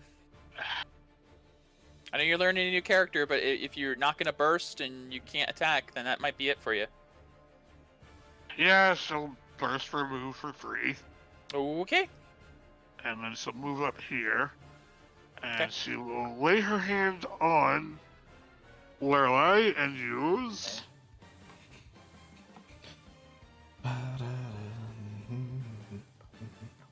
Where is it? There we go. Healing hands. Oh yeah, Ace Mar shit. Oh, 10. yeah. 10. Nice. Dope. 10 I'll hit points. take it. Very nice. I forgot ASMRs can do that. A lot of things. They cool. It's been a bit since been a anyone's bit. had an ASMR, really. Yeah. This is my Okay. first ever 10 Right, that is her turn. Kenku. All right. Lorelei / Boom. It is your turn. Boom! She'll go ahead and blade sing. So her arcane tattoos will light up and kind of hum a little bit. and she'll take a step out and just get a quick look of She's the issues. Her AC is now happening. stupid, isn't it? Yes. I know this build. I Yes. know this build. And then she will go ahead. So it's like a 5, a 10, a 15, 20, 25, and go ahead and as she's running up, take a running punch, and her gauntlet, as it maybe connects, will emit a boom. Ah, here comes the boom. Here comes the boom. Oh, that's the wrong voice. Yeah, no, Clementine's not here. Yeah, not here. That will absolutely hit. And as the fist connects, her aura will kind of pop a little bit, focused on the hand, making that booming sound and kind of disorienting the guy. Yeah. And just so you know, Mike, he will have disadvantage to hit anyone else except for me. Okay, good tank there. Okay. And then I'm gonna take a step back, so possibly incurring an attack of opportunity. He currently has a crossbow. He doesn't have a melee weapon in his hand, so. All right. I'm gonna go ahead and take 2 steps because I believe that was 40. Here, 30. No, you're backing up into the anime. That is how I fight. Take notes. And I'm gonna go ahead and punch out this person that shot me with the crossbow. It'd be this one. And the bottom. Which one? The bottom one. Yes, Yeah. I'll hitting the bottom one. But this time, instead of thunder, well, the thunder crackle is kind of there, but an extra helping of green fire is there as well. Okay. 16 to hit? Just misses. Damn! All right. Well, nothing He's learned from the long range boxing. He's like, you have to hit me from 30 feet away if you want to try that again. That's just All right. No, please. All right, Okay. that's my turn. All right. It is this one's turn, who is going to stow his crossbow, pull out a short sword, and he's gonna there come up you go. to Mixie. There you go. He's gonna make a multi-attack on you. Alright. I have bludgeoning, piercing, and slashing damage Flare. resistance. Yeah, you're raging. And it's reduced by 3. Phenomenal. So, does a 20 hit Mixie? I don't Oh, actually hell know. yeah. Oh, My okay. AC is low as shit. It's low. I ain't no That tank. is a higher. Shield. So one more. Okay, that's 3 hits to Mixie. But you have resistance to the damage, and each of the hits is reduced by 3 damage? Yes. Shit. Just remove Because 9 of damage from the total I gave you, basically. Okay. Reduce 9. Right. Oh my god, why is that so high? No, Got some tanky people. yeah, we do. Mine's pretty much resistance. That's it. That's it. Okay.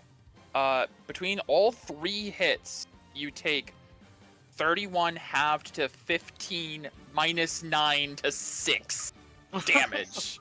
6 piercing damage. Okay. And I'm going to need 3 Constitution saving throws. Okay. Oof. That's where it comes in. All right. I don't have advantage on those. That's just strength. God, that was supposed to be 31 points of damage. It brought all the way down to 6, I think. It was So absurd. con save. So dumb. I don't think I have anything that goes against or for that. Barbarians. No, not unless you have something That's not special. Okay. No, that's it. So normal saves, con saves. All right, 1. Nice. Succeed. Fail. Succeed. Okay, so you only take 1 bit of poison. Something about the blade seems to be a little bit acidic. And you don't have the fortitude to shrug it off. So you take 6 points of acid damage. Alright. It is Strike's turn. So I think, unfortunately, just has to run, Use basically. it like a barmaid. You look like Mixie? It's just like a regular. It's like, pulls his mask down. Oh my god. Dragon tongue guy. Oh. Yeah, okay. sorry. Wow. You know, I gotta feed the kids. Yeah, I get it. It's I a get living. All right. Try not to kill you. I'll appreciate it. Strike can only get to about there, and that's unfortunately his turn. He's not a fast boy. He's in plate armor. Yeah. So it is. He could burst, but he's not gonna right now. He's gonna conserve.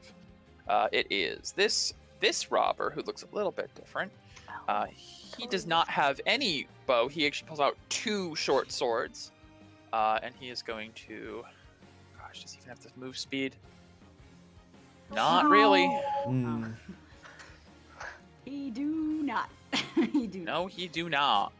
He's the one that doesn't have melee. Doesn't have range. So he is going to double move, and that's his turn. Okay. Well, actually, no. He can dash as a bonus action. They're all rogues, so Oh. he will attack. Yeah. His disadvantage. He does, but he also has advantage from flanking, so it's canceled Now out. he has to move over one to have advantage? I would say that even there is fine, but Okay. either spot would be sufficient. Sure. Wherever. Yeah, look. Just one. Come It's just one on, roll. boys. So what is it, like, you said 27? What is your AC right now? Right. I know it Right puts now, well- Medea to shame.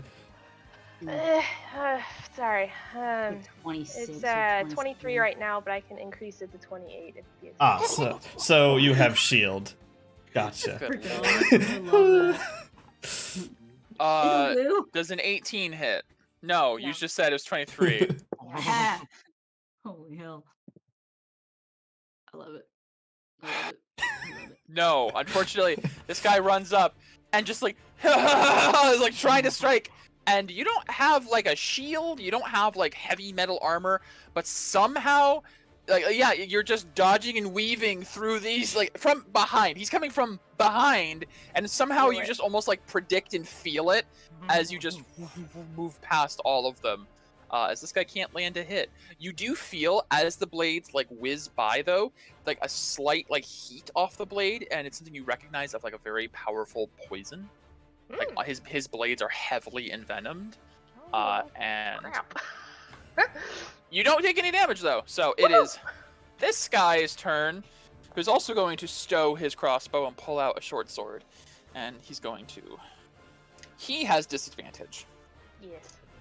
You didn't take a hit yet. No, I did not. So, for reference, everyone else who's seeing Lorelei boom here, slight displacement effect of just like the multiple images over, and so it's hard to see which one is the real. So that is a 4 and two natural ones. So I'm gonna let Lorelei get a full attack on him. Full attack. Full Actually. attack? Full attack. Okay. You Alright, just well, double nat one. That's absurd. All right, first one. Here comes the boom. Yeah. Oh, thunder. Second That's why one boom. will be fiery booming. Damn it! Okay. I'll ignore the effects of that because this is the result of another natural one. So just if you have anything else. No, that's it.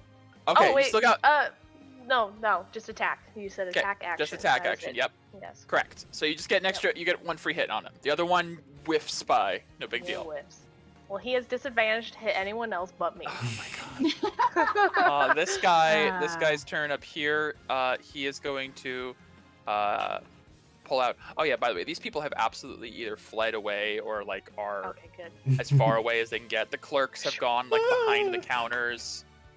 The bank robbers don't seem to be actually robbing the bank. You guys notice? Oh, Not very. They're as soon as you guys come out, their focus is entirely on you. Right. Yeah. This That's how we like it. It's like they were paid to do something and told is it. gonna like 5 foot up here. Don't worry about jail. Something like that. Mixie, I know the guy. Hey, I know the guy that's attacking me. shoot you. I give him drinks. Nothing personal, Mix. I Shoots get you. it. A 14 does not hit Mixie, correct? No, it doesn't. Yay. Okay. He has to reload. it is Shredder's turn. Alright, 5, 10, 15, 15 more. Oh, Mike, I have to roll my magic item. I forgot to do that. Did you drink Mixie's Moxie? I did Is that not, but you said I get that 6 plus Her number of 1d4 uses. sips. The number Oh of uses. yes, please do roll that. Yes, good, Okay, good, I just good need to point. roll 1d4. Just to Correct. need. All right. Hey, max uses. Thank you. All right. Awesome. Sorry. Go ahead. No problem. Vile Thank you fiend! for remembering. I must have to ask you to stop and get on the ground! Twilight, you just hear Strike as he's running up go, oh god. Just... So as he runs up and do that, he's gonna small burst of aura for advantage. Sure.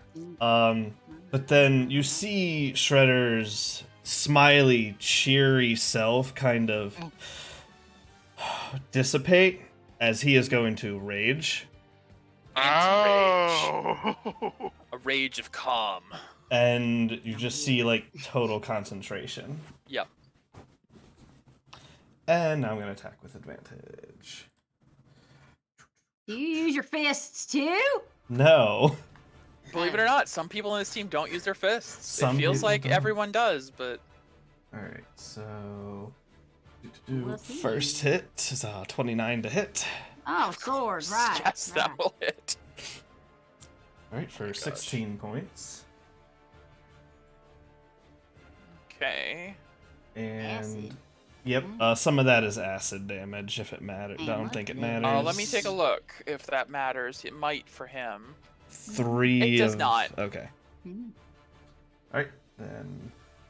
Second hit is a crit. Oh my God. god.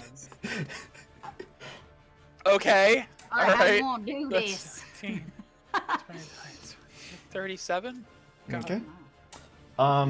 Okay. Because That's my because damage. I crit, I'm gonna activate one of my arcane. I'm gonna use my arcane discharge, which is Sure. my mini smite. Equivalent of smite, yeah, basically, Smite. but it's a little worse. Yeah. So it's gonna be 4d8 on a crit. Oh my Actually, god. that's not worse at all. That's just a smite. It's like a small smite. Like I can't, 48 is a smite. 48 well, is a it'd smite. normally be 2, but it's a crit. Well, but yeah, You but if you double use your a smite? Yeah. yeah, okay, yeah, okay, I got you. 2d8. So it's an right. additional 20 points of damage.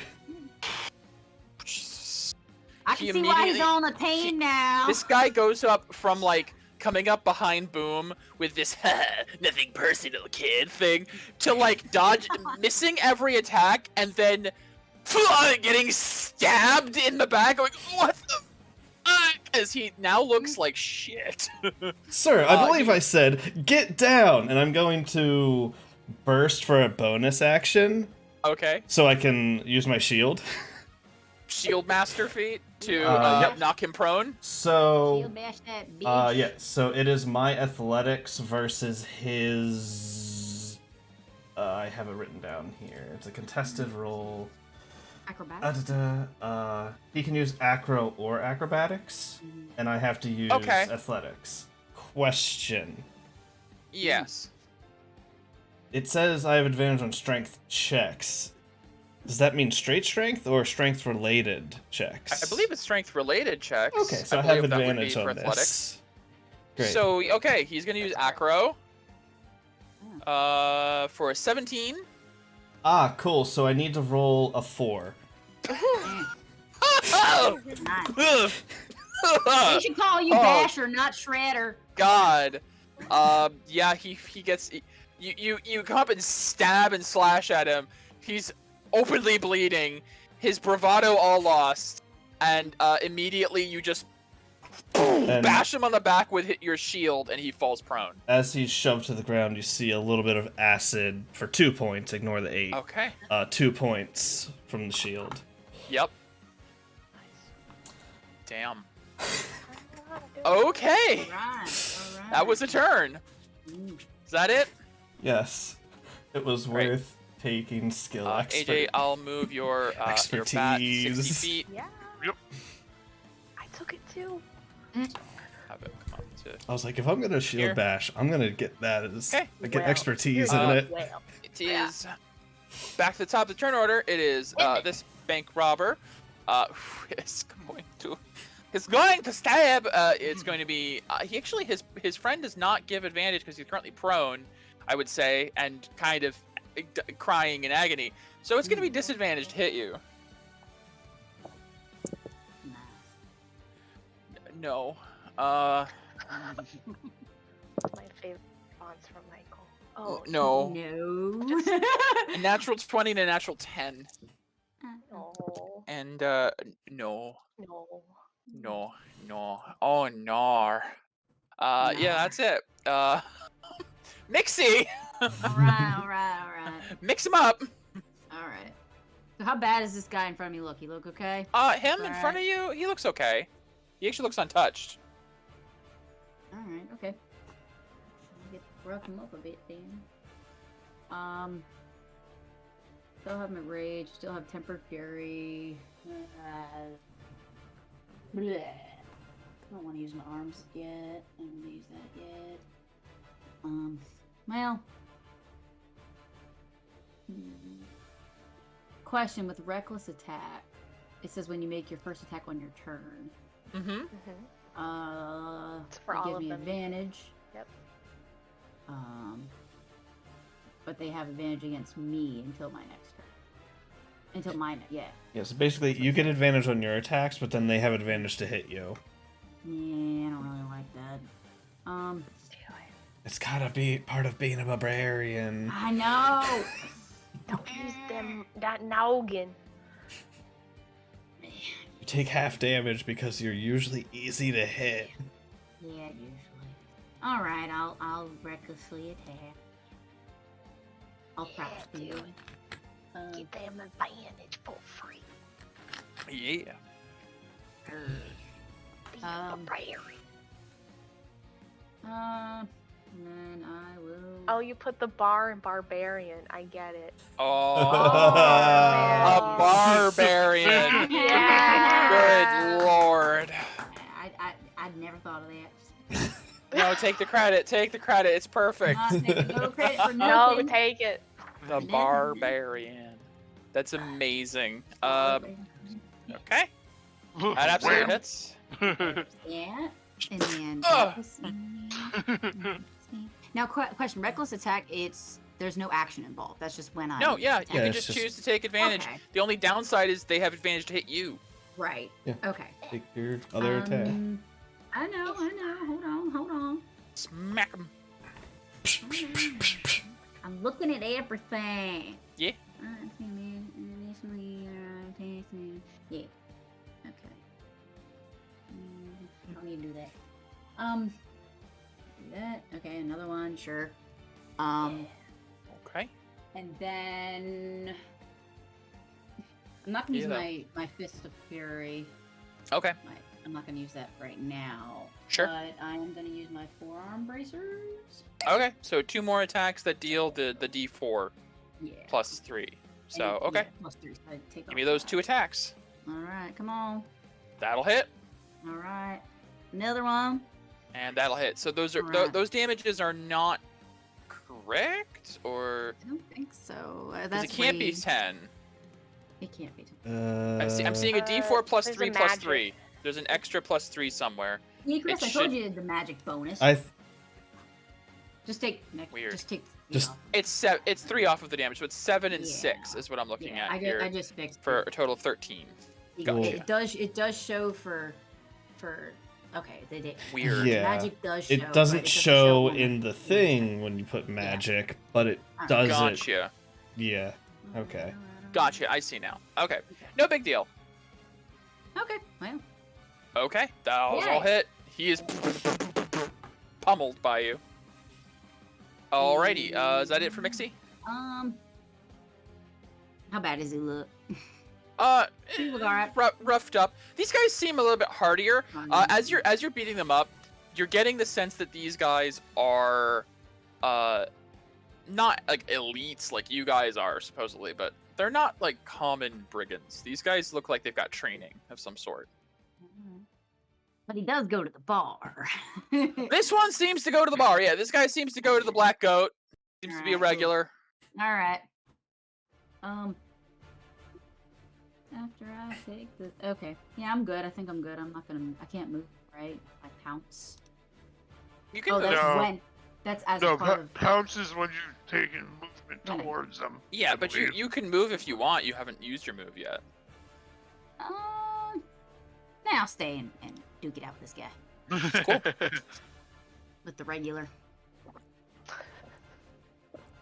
It's so funny. I don't know his name. I just know that he drinks a dragon's tongue, alright? All right, it is the ringleader's turn, who has discarded his pistol because it jammed because I rolled a 1 and a d4. Okay.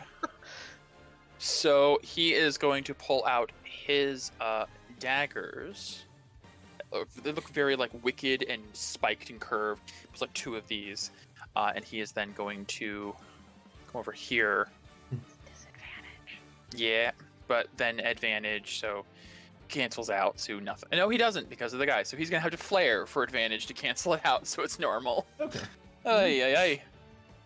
Okay, move closer. Oh, Oh, blah, blah, blah. does an 18 hit? No. Okay. And no. And no. Lots of nose. Oh man, these thieves. They're getting more than they expected from this. That's for sure. It is Twilight's turn. Okay. So look to strike. You seem to have an inkling of what's going on. Do we kill them? See, like, Strike takes a moment to, like, wrestle with that, and he's like, if you can help it, no. But if you can't, they know what they signed up for. Understood. And she will move. Yeah, she'll go here. Okay. And as she goes to God, if only someone had a lightning bolt right now. Such a great line. Fireball. As she goes to strike this guy, she will enter Harvesting Waltz. Yep. Choose the only ground damage. Action's a bonus, correct? Okay. Alright. Oh, yeah. Nebula Scythe. What? It's terrifying. Yep. Okay, that'll definitely hit. Alright, upon the hit, I will expend 1 reflex point to use Vorpal Strike. Ooh, Yep. sounds deadly. Is that like it sounds? Oh, sorry, little.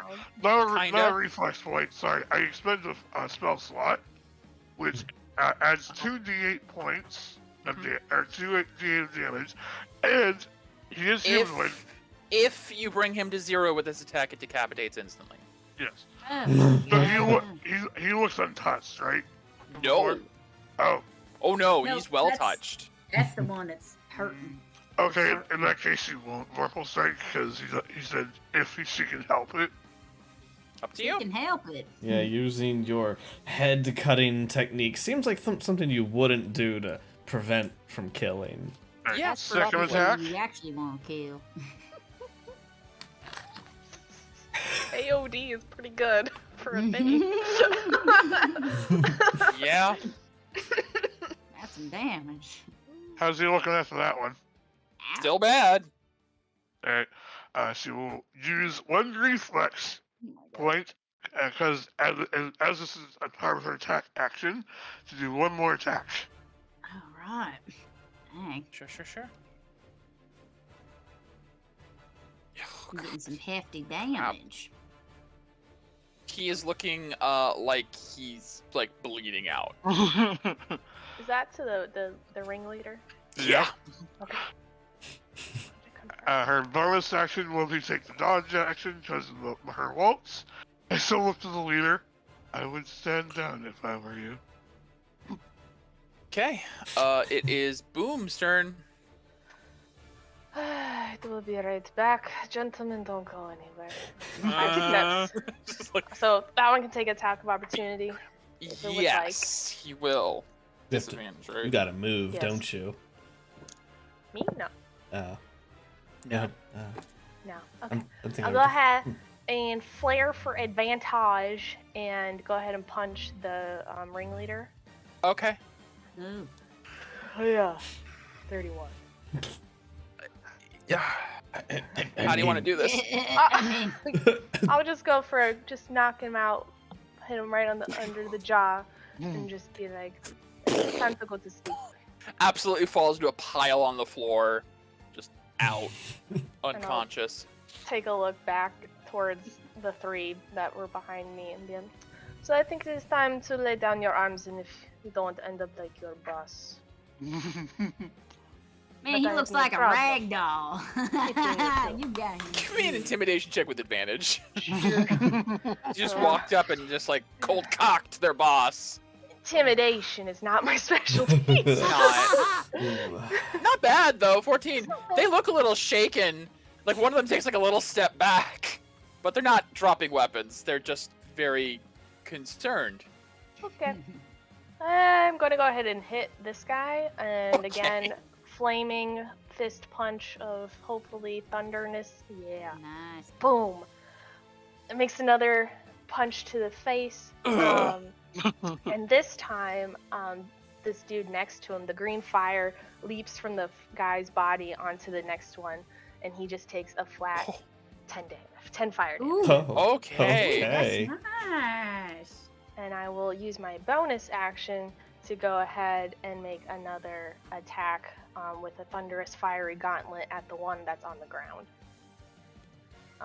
Okay. And yeah, With advantage. So. 22. Okay. Yeah. Absolutely. And then once again, the fiery flame jumps to this guy right here, just taking all the 8 more The- fire damage. Collateral. Yeah. This That guy. arcane magic. This guy is not pretty even getting good. hit. It's just like recoiling us. These coils of fire licking up from the other two. Holy crap. And I say again, put down your arms. Right.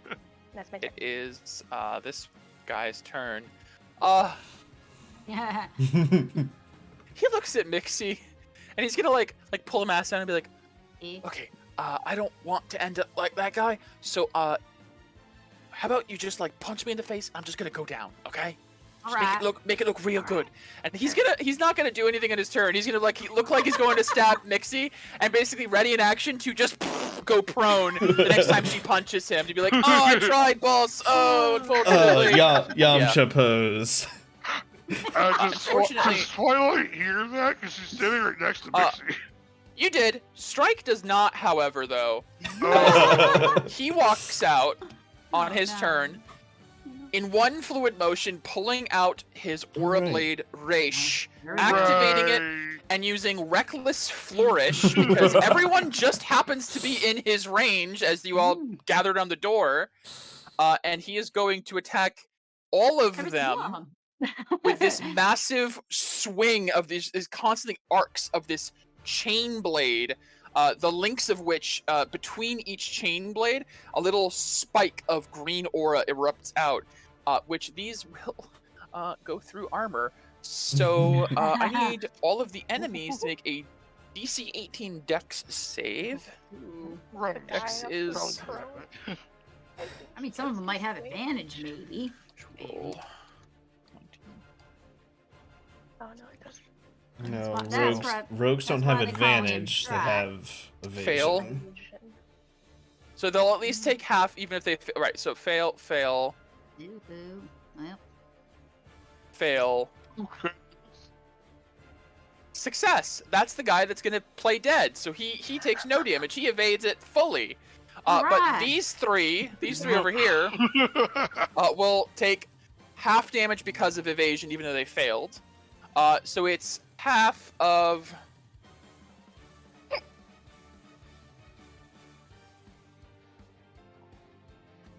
That for 17. Nice. Uh, Tasty. He goes unconscious.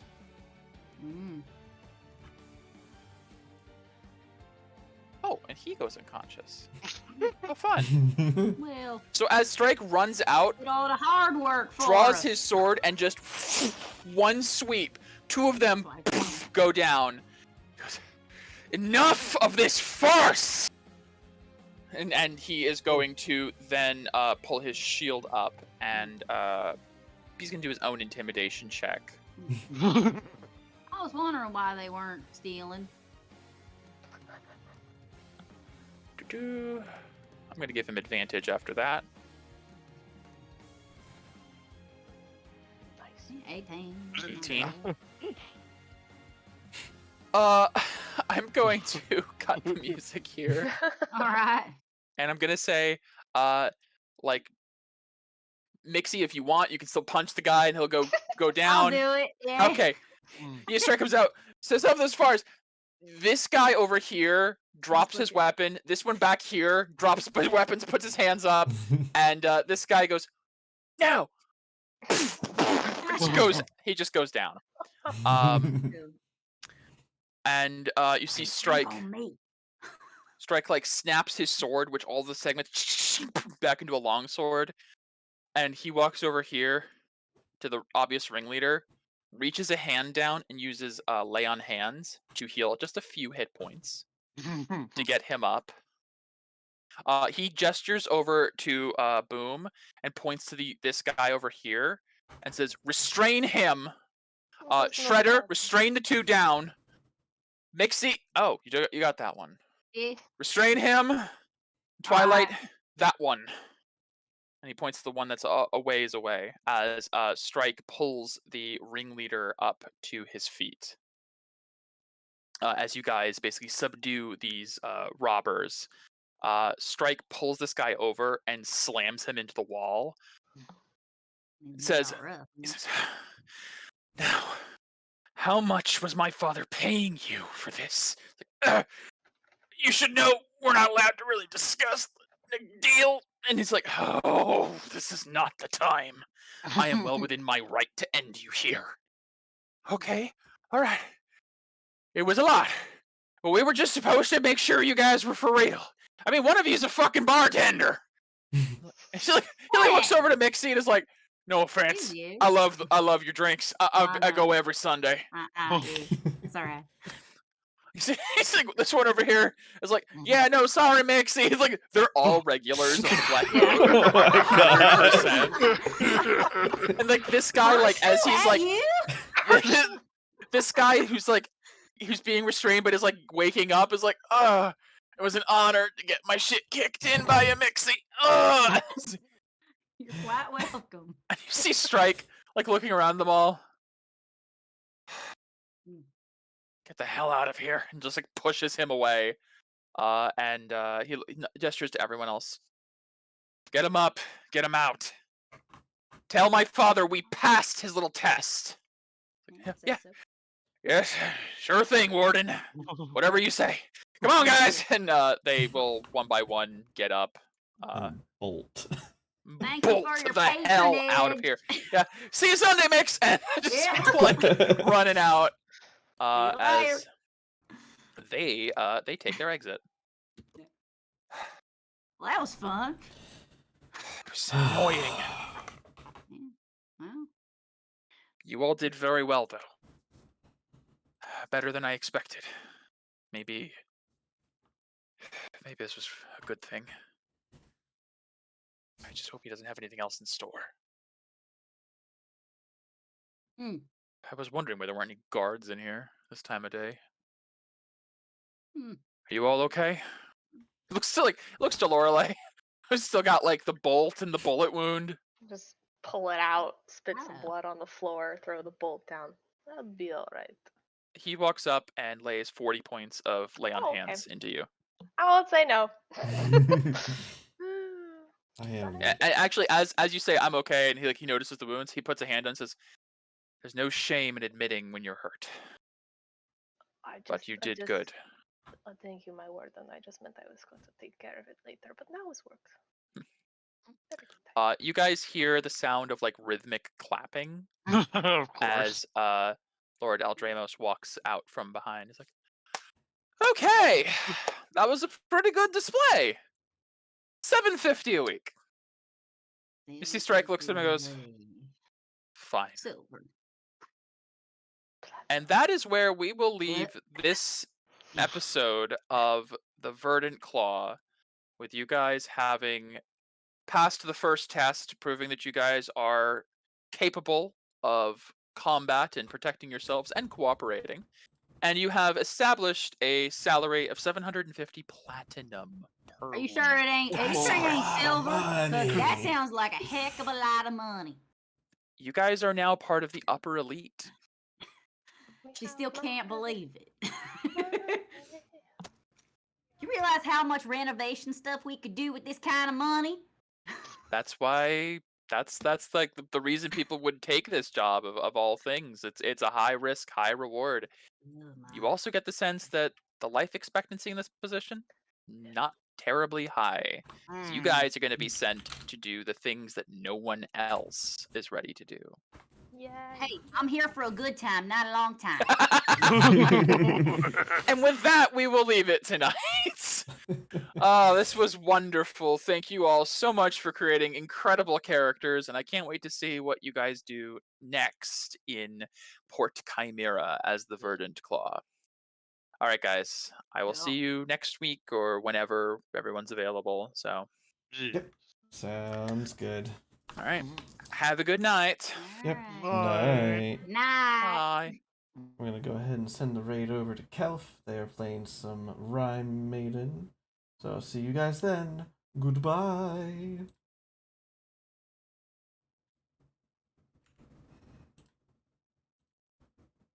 I made that mention near the town speaker of saying, why don't you just save the people and send them off somewhere? This is essentially it, isn't it?